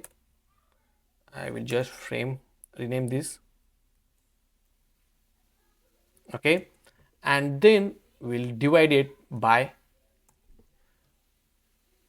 number of images. So in this case, we'll say image list dot length. Okay. Oh, so this need to be dividation. Perfect. Okay. So this is the way that you can mention from the start what is the start time and the end time, and for the duration we'll simply get the duration frame, something like this. Okay. And now inside the sequence, the remotion has their own component called image. Okay. And through this image we are going to render our image. Okay. So inside the source you can just provide the item because this is just an array, and then inside the style you can provide the width as 100%, the height as 100%, and then you can mention object fit to cover. Okay. And then save it, and let's test this out. So if I go back to our application, and boom, if you see we have the image. I just want to use another one, so I just changed the video ID to 4 because I want to play this fourth record. And if I go back here, you will see the video is showing, or the at least image is showing, right? But you cannot control this one. So in order to add a controller, go to this player dialog, and inside to this player component it has a auto play or controller. I think it has a controller component. So let me add it here. Control is equal to true. So it should be a controls and make it true. And if I go back, you will see the controller. Now if I play this video, you will see the video is playing on the screen. Okay, but it's right now it's playing for only for 4 seconds. That's because inside this player we mentioned the duration in frame only 120. Okay, so that's the reason, because each frame is of 30 seconds. So if I increase this one, so 30 millisecond, I think so, yeah. But if I increase to, let's say 1200, now you will see it changed, that the size changed to 40 seconds. The question is how to get the duration in frame, whatever depends on our length of the video, right? So what we need to do, we have to pass this duration in frame to this player dialog. So simply we are going to set duration in frame, and we'll set this value as it is, and then this particular value we are going to pass to the previous component. Okay, now let's save this one, and inside this player dialog I will accept it here like this. Okay, and then whatever the value, or here we will say frame value, we'll set it to one state. So here we'll define one state called duration in frame, comma set duration in frame is equal to use state. Okay, initially I will just add a default value to 100, but over here you can set duration in frame as a frame value. Okay, once you set it, you can replace it over here. So duration in frame, so this need to be with the E. I will update this text and then save it. So right now so we have an error. It's saying the player component must be integer, but we got the floating or double number, right? So this need to be a number. Okay, so over here you can just make it as a 2 fix to 0 and then convert it into the number. So it will be in the form of number. And now if you see, whatever the length of our video, it only show that particular time. Okay, now if I play this video, you will see after certain time it will render the second image and the third image and the so on. See, and this is your basic video is now ready. But obviously into that video we need to add an audio as well, and this is a in order to add audio I'm going to tell you the simplest way to add it. Okay, so let's go back, and before that I want to give some space between these buttons. So we'll add margin top to 10. So we have some button, and I think that's fine. And if I go to this remotion video, right, after this sequence, over here you can add the audio file from the remotion, and to this audio file you have to provide the source property. Okay, now to this source property you can provide the URL of your audio file. So in this case we already have the audio file URL, see this one, and that audio file URL will just pass over here. Okay, now if I play this video you will see the audio file as well. He was a poor boy living on the streets with nothing but a dream and a heart full of ambition. See, okay, and obviously this video length is equal to the audio file length as well. So that's how you can add the audio to your player as well. Okay, perfect. Now next thing, we need to add a caption. That is very important part of this particular video. Now in order to add a caption, simply over here I'm going to add a new field called absolute field, and to this one, inside this we'll add a h2 tag to render the captions, and to this absolute field I will add a class name. I will make the text is of white, then we'll make justify to be in the center,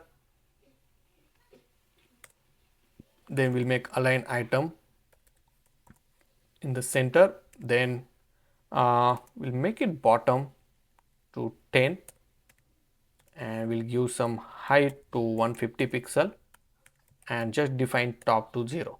Okay, and save it. If I go back you will see this caption over here which is in the middle actually, but let's define, I don't know whether it has a undefined or not, but if I remove this top it's still showing. So over here you can to this one, this style is not working, but you can make this flex width full, and if I save it the caption is coming at the top. Let's make height to be full.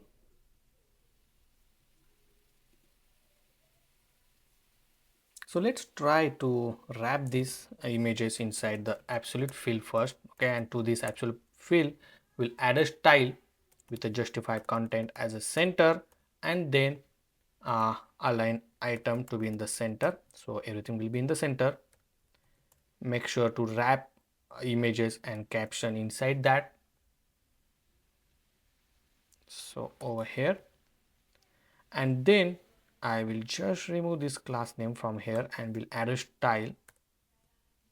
So inside that we'll add a color as a white. This is the text color. Then we'll add justify content to be in the center. Then we'll add a top as a undefined, so it has a value undefined as well. Then to the bottom we'll give a 50, and height let's add 150.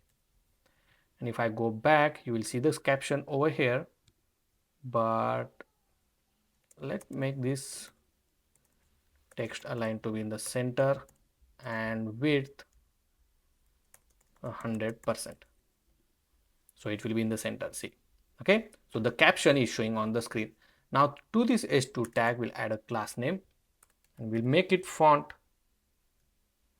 or make it text is of 4XL. Let's see how it looks. It's quite big. You can make it, so I will make it 3, and let's see, I think 3 or 2 is fine. Okay, and if you see this caption, now whatever the captions which we have to render it inside this h2 tag. So for that one I'm going to use a method, and from that method we'll return the captions. Okay, depends on the current time, because we have the start and end time for each of this word in the captions. Okay, so if you see in the caption we have the start and end word, and whenever the frame is running in between this, then we are going to show the text, and it's quite easy actually. So here we'll say get current captions, and inside that first we'll get the current time. So here we'll say current time is equal to frame. Now in order to get the frame information, right, we will use the constant frame is equal to use current frame, okay, from the remotion. So what it will do, it will give the current frame time whenever you play it, okay. So it doesn't matter, even though you stop, it will give you the frame time of that time as well only. And here we'll say frame divided by 30 into 1000, okay. So which will convert frame number to milliseconds, okay. So if the time or your FPS is 30, then after that we'll get the current caption. So here we'll say current caption is equal to caption dot find. Oh, so this need to be a captions dot find. Now obviously these captions which we are getting from the our caption which the player dialog already passed, and inside that we'll find the word, okay, which we want to use. Here we'll say current time is greater than equal to word dot start time, and if the current time is less than equal to word dot end time. It means if the start time is and the end time, whatever is between that current time is there, then only we'll get that word, and that word it will be saved in a current option. Then we'll return this current caption as it is, okay. If the current caption is there, then we'll get the text, otherwise we'll pass empty value, because it will return this field, and from this field we need to write the text. Now this get current caption we are going to pass inside this h2 tag, something like this, okay, obviously inside this curly braces, and then save it. Now if I go back to your application and run this video, you will see the text is playing on the screen.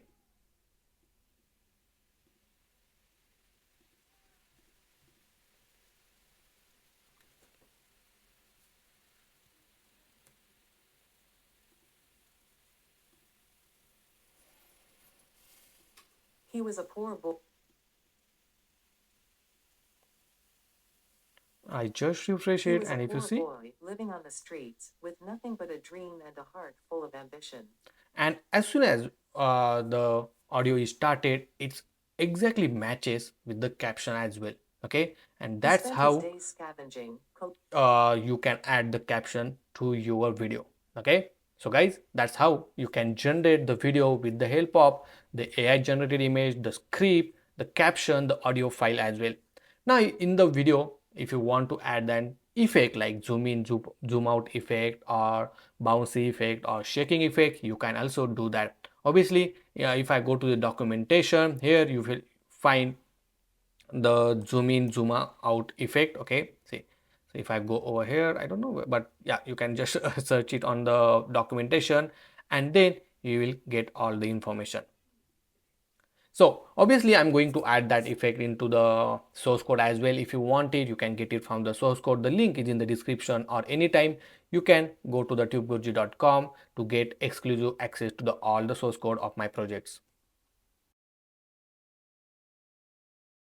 Now in order to add an effect, you need to make a little bit modification. So first thing, uh, inside here I'm going to wrap this inside the curly braces. So let's wrap everything inside the curly braces, and then let me take this back, and simply we are going to return this, okay. If I save this one and make sure that everything is working as expected, so if you see everything is working as expected. Next thing, let me get this down, and over here we are going to create constant called start time, okay. And to the start time we are going to apply this particular condition as it is, okay. So I will cut from here, and simply I'm going to paste it here, okay. So obviously this particular start time we are going to pass to this start time. Now every time whenever you make a change, make sure it's working as expected and it's not breaking anything. Next thing, we'll calculate the duration. So duration will be is equal to get duration frame, okay, which we already defined over here, okay.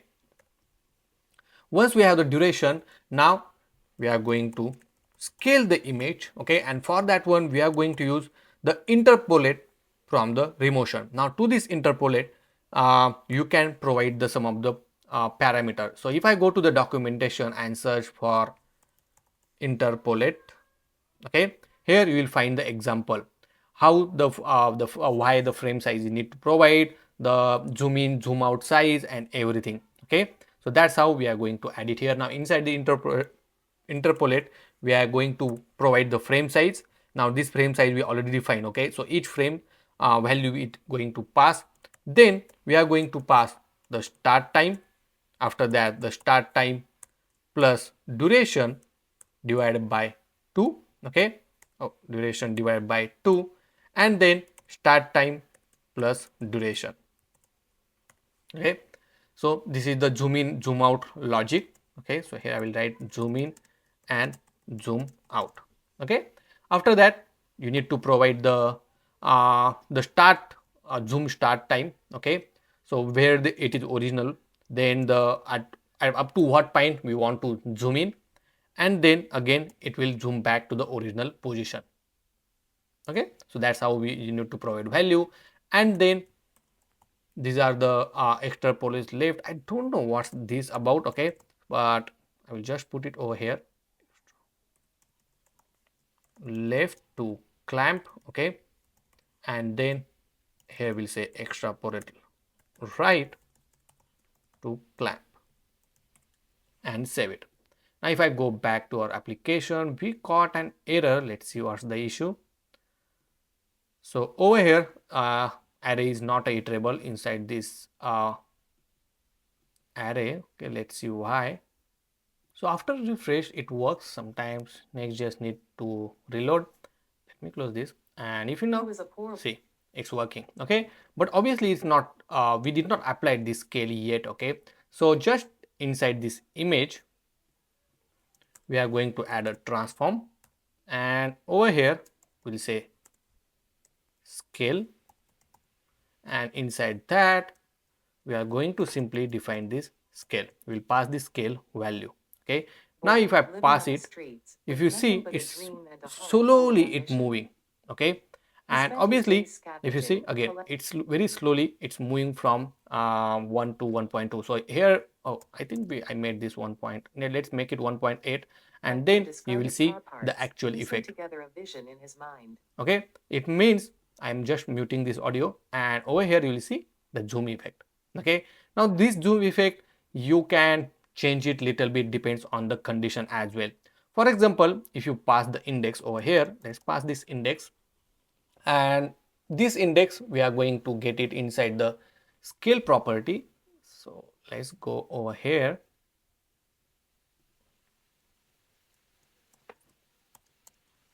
and we'll say index. Now whenever the index mod 2 is equal to 0, means for alternate image we are going to pass zoom in and zoom out. If index mod 2 is equal to this one, then we'll pass this value, otherwise we'll just revert this one little bit, something like this, okay. Let's try this and let's see whether it's working or not.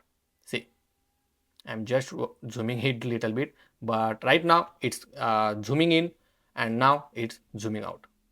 Perfect, right? So that's how you can add zoom in and zoom out effect. Now from the remotion document you will find more use case of this one, okay, and you can add more effect to your video.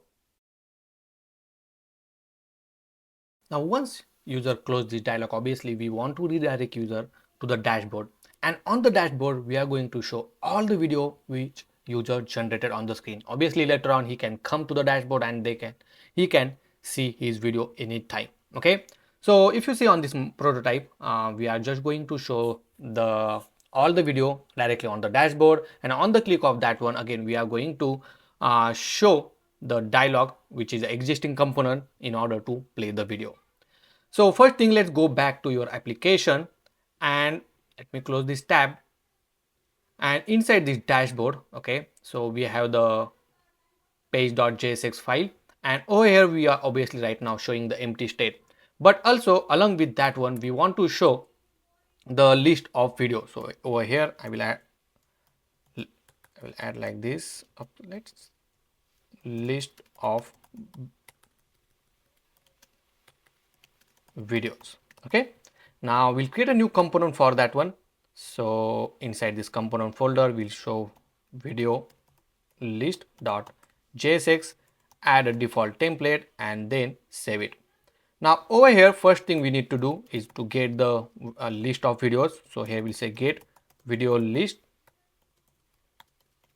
and inside that we'll say constant result is equal to await db dot select from the video data, and here we will write a where clause.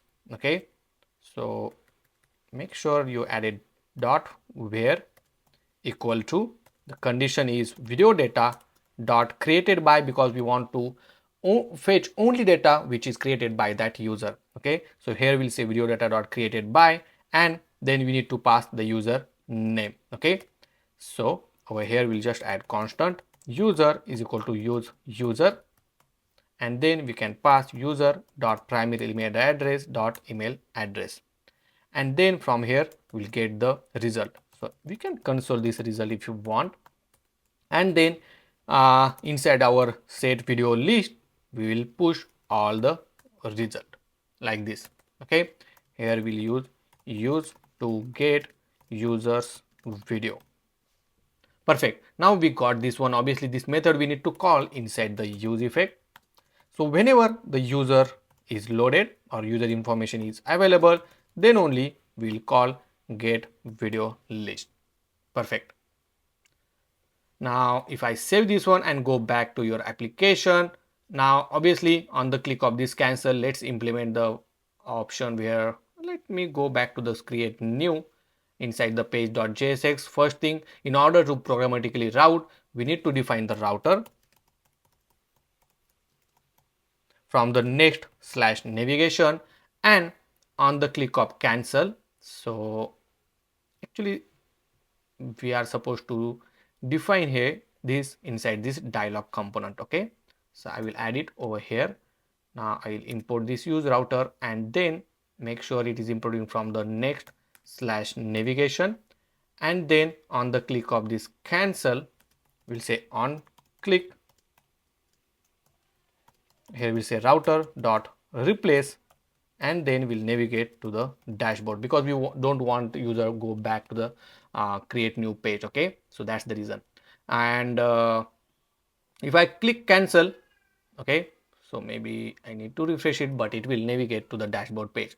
Now once we are in dashboard, if you see, now we have the video list, and that's the reason that create new or empty state is not showing anymore. And if you see in the array we have the 3 result.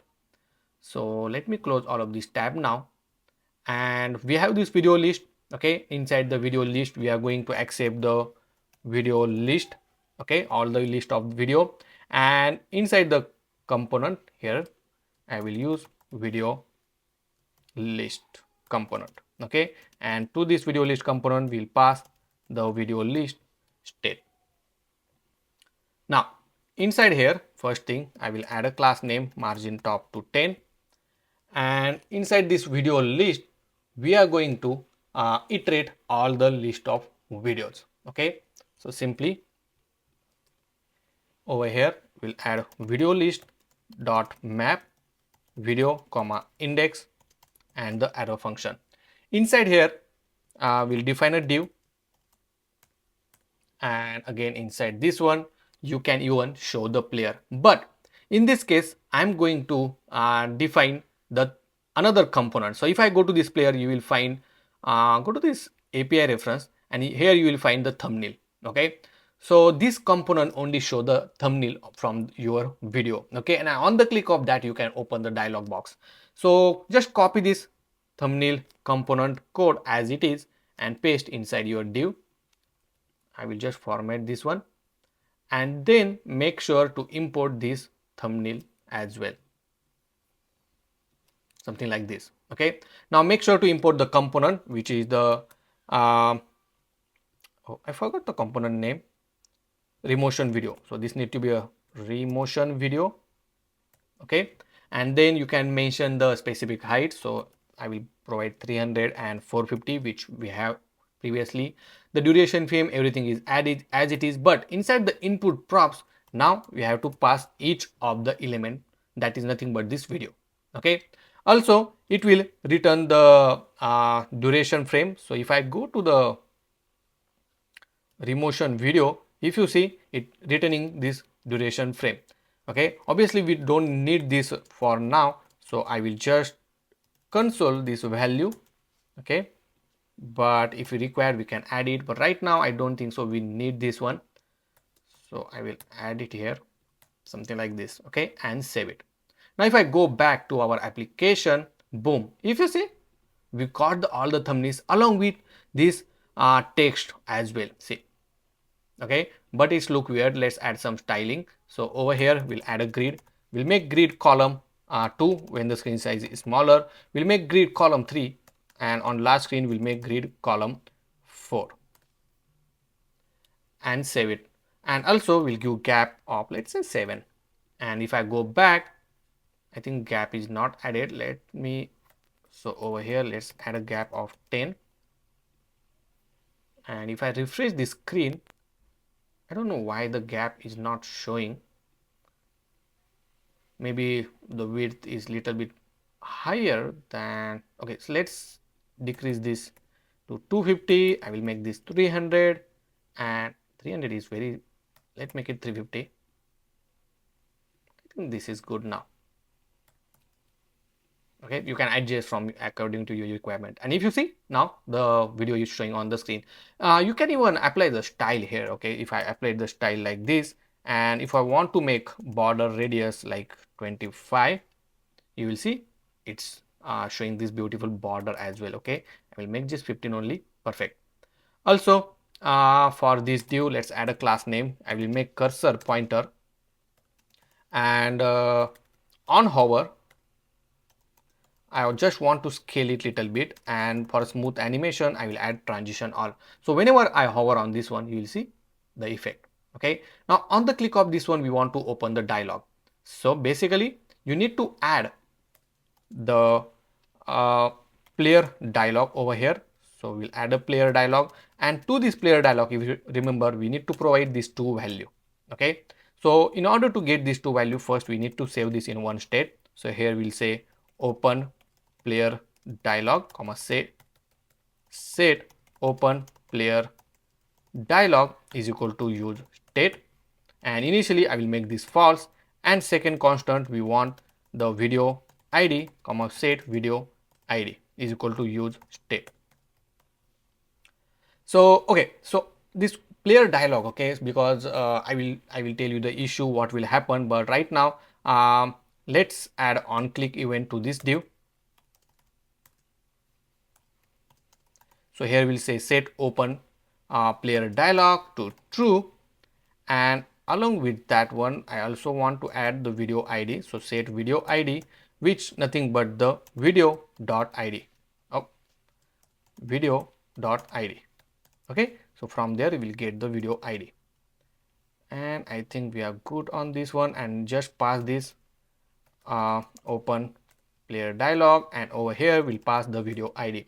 Now let's save it, and if I open any of this video, let's open this video, and boom, see, if I cancel it, okay, so right now it's not getting cancelled somehow. So on cancel we have to make sure inside the player dialog we also closing the dialog. Okay, so on click we'll make sure to close the dialog. Okay, so set open dialog to false, and if I cancel it, now it's cancelled. But if I try to open this one, see, it's not working because we are passing this open dialog true and false. Okay, and because of that what is happening, the player dialog is, we are executing this use effect whenever the player video is changed. Okay, but right now play video is true every time. Okay, so we have to change this play video in some way that it will different every time. So over here on the click of this one, instead of passing the true, I will pass the timestamp. Okay, and inside the play video, instead of this one, I will just pass the open dialog, the opposite of the open dialog. Okay, So something like this. And now if I open this one, see, it's open it. See? Okay, so that's how it works. And obviously you can even Imagine yourself standing up. play it. So that's how guys you can add or show the video list on your dashboard. Now it's time to add an credit functionality where user can create only 3 video if user did not buy our subscription. And this model convert our application into a SaaS model, so that if you build this application and convert it into a SaaS, you can start earning money as well by charging if user want to create more video. Okay, so in a free trial we are going to give 3 credits. Okay, so each credit will help us to generate 1 video, or you can convert that 10 credit as 1 credit. It's up to you how you want to add that logic. Okay, but after 3 credits is over, then you can start charging the user on monthly basis, or just to buy credits to generate the AI videos. So in order to build this one, inside our database, we need to add a new column called credits. Now you have 2 options. Either you can go with a subscription model, or you can go with the credits model. In my one of the video, we build this AI kid story generator application where user can create a free story, but user can create only 3 free stories, and after that it will start charging you. So this video of this particular application also I kept the link in the description, so you can go and watch on my channel.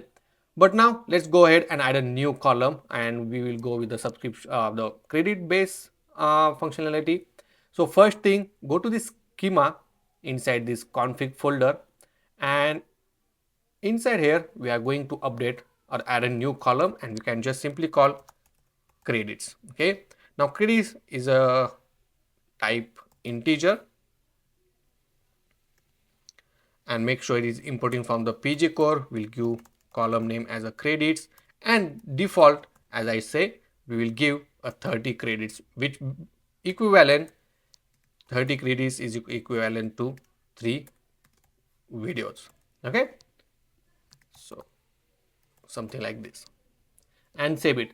Now in order to update these changes, first thing you need to stop the studio, and then simply run npm run db push command. And if you see, now changes are applied. Now you can run the studio command in order to reflect the changes in the studio as well. And if you see, the default one now is 30 credits. Now whenever you update or you generate the video, we have to make sure the credits get updated. But before that, we have to share this credit throughout the application.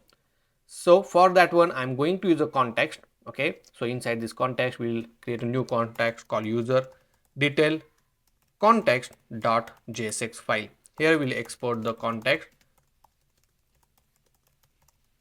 So we'll simply say user detail context is equal to create context from the React. Okay, and save it. Now inside the dashboard layout, so let's go to the dashboard, and inside that we have the layout.js file. Over here we are going to add user detail context dot provider. To this provider we are going to pass some default state value, and make sure to wrap your all the dashboard component or pages like this, and just format this. Okay, now here I'm going to create a new state. I will rename this to user detail and set user detail, and simply pass this value and save it. Okay, now once you're done with this one, you can also get the user information over here. So here we'll say constant get user detail, and obviously we'll use the hook. So constant, here we'll say user is equal to use user, and then in order to get the information, we'll simply say constant result is is equal to await db dot select from users, and here we can write a condition where equal to users dot email which matches with the user dot email dot primary email address dot email address. Okay, so that's how you can get the information. So this need to be a constant. Here I will make this as a async, and this particular method we are gonna call inside the use effect. Now you might have a question why we added this inside the layout and make the use client. It's up to you. You can create a provider, and in that one as well you can implement this all the logic. Okay, it's up to you how you want to handle. And over here I will pass user, and whenever the user information available I will call this get user detail method. Now once we have the user detail information, we'll set the user detail data as result of 0. Okay, and that's all. Now after this one, let's save it, and inside this page.jsx we can use this context. So here we'll say constant user detail is equal to use context, and here we'll say user detail context. Okay, so that we'll get the user detail information. Actually we can, instead of using it over here, we can use it, let me delete this, and we can directly use inside the header. Okay, so that we can show the value of the credits, and here I will make sure to import this use context as well as use detail context, and just before the text dashboard, so maybe over here we can show that.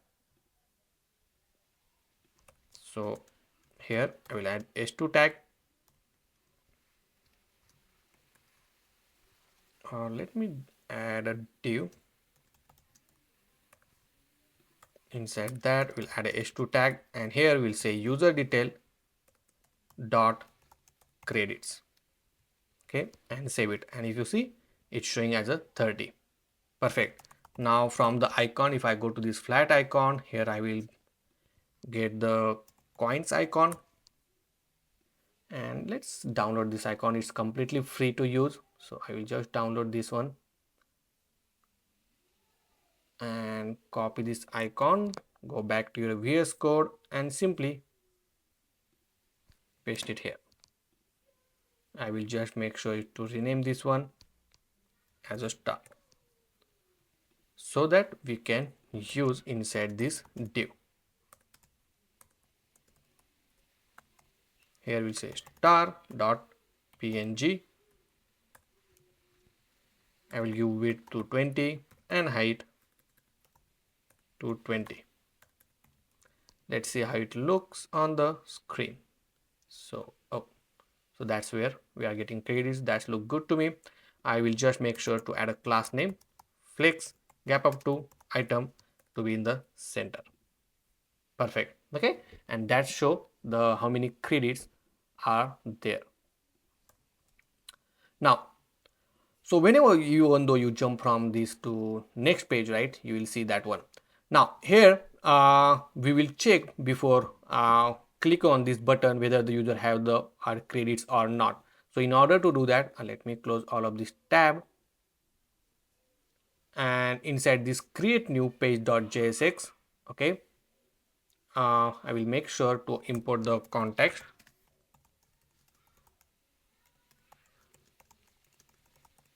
is equal to use context as user detail context, and when user click on this on create click handler, over here we'll check if user detail dot credits is greater than equal to 0, then only we'll execute this. Otherwise I will write on off or different condition and will return nothing. Okay, and save. But here also we can show some kind of alert message or some kind of dialog as well, so you can implement that as well. So if you want to implement the toast message, you can go to this chatcn component where we have the toast components, or you can use this sonar component which is similar to Toast, okay, but more advanced and easy to implement. So copy this npm command inside your terminal. I will just paste it, and once it install, you need to install this toaster to your layout file. So maybe you can import in a root layout, that will be fine. So if you want to implement over here, you can implement, make sure to import it from this component UI sonar, okay, and then you can just use it like this. So wherever you want to use, you can just use it. So in this case, in page.jsx, right, when we are returning, we'll just show the toast message saying you don't have enough credits, okay, and then that's all, and it will return nothing. Okay, now if you want to test this out, you can do that, but before that let me implement the other logic. Now once user generate the video, right, here simply we are going to make a one call. So over here we can write a method, so we'll say constant update user credits, okay, and this method actually update our data. So here we say await, then db dot update, and here we'll need to provide the schema name, which is users dot set, and inside here we need to just set the credits. Okay, so credit will be user detail dot credits minus 10. So 10 nothing but to generate one video. Okay, and here I will make this as a async, and here obviously we need to update the where clause, where equal to users dot email is matches with the user dot primary email address dot email address. Okay, and this particular method we are going to call once the data is saved. Okay, so over here we're gonna call this method, and we'll say await, and I think that's pretty much. So if you want to write a console, you can just write a console as a result, and inside here we'll just update this user detail context as well. Okay, so over here we'll write previous value along with the previous value, and then the credits as credits, or you can write like this, user detail dot credits minus 10. Okay, so it will update the context as well, and then save it. Here I will write document, write use to update user credits. So the reason that we are updating the context, because it automatically update the context without refreshing your screen. Okay, so you don't need to make another call to update your data. Now let's test this one. So I will click on create new story. Let's create a custom prompt. I will put this prompt here. We'll say story of McDonald's, and you can select the style and the duration. Okay, and simply click on create short video. Now I have the 30 credits, so that I am able to generate this story. So we'll wait and we'll see how the story comes out. And boom, if you see, our video is ready. And if I try to play this one, you will see the voice, the caption, and the images also generated. Now if I close this one, and if you see, the credits is changed from 30 to 20. Okay, how cool. And obviously once you out of the credits, then you cannot generate the video, and it will show the toast message saying that you need to add the credits. Now there is one quick fix. Whenever you generate a AI content, and that content we are saving inside this video data context, right? Now, once you save in this one, and after end of this all the methods, right, we are saving that into our database.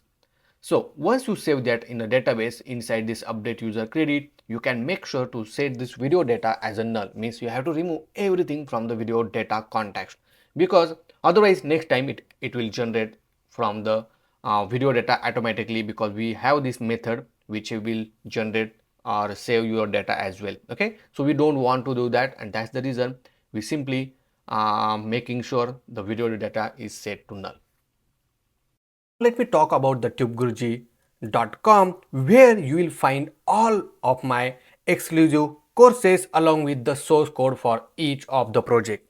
Not only that, but you can track each course chapter by chapter. Here you will get the source code, the application demo, or you can even watch this complete video for free on YouTube. How cool it is, right? Also, you can find your own personal dashboard, and you can track your course depends on your how much progress you did it. Okay, and in order to join this particular Tube Guruji Pro membership, it will just at $899 per month. Okay, and you will get an access to the all the courses and the source code for free. Now, whatever application we build, you can deploy this application to the version for a free. And the demo of this particular application, the link is in the description, so you can just go ahead and test the demo as well. But when if you open any image, we have this button called export, and once you want to export this video, that's where we allow user to download this particular video. And for that one, you need to use this remotions rendering, okay, using this server side API. Now there are a couple of ways that you can use it. The rendering, you can do it with the help of AWS Lambda, which is the preferred one that the remotion suggested, or you can also use the Node.js API or GitHub Actions as well. Okay, so there are some of the way that you can use this, and programmatically you can export this video, and so that user can download it. Okay, but this is little bit a longer video, it's gonna be longer video, so that I'm going to cover this particular remotion export part in my upcoming videos. And if you really want to see how to deploy this application and how to render the server side to export the video, let me know in the comment section. Like this video guys, so that I can build a next video. If I get a 2000 like to this video, then definitely I will make the new video with the advanced feature and the rendering capacity as rendering feature as well. So guys, that's all for this particular video. If you did not subscribe to my channel, please do subscribe, like the video, share this video with your friends and family, and don't forget to press notification bell icon.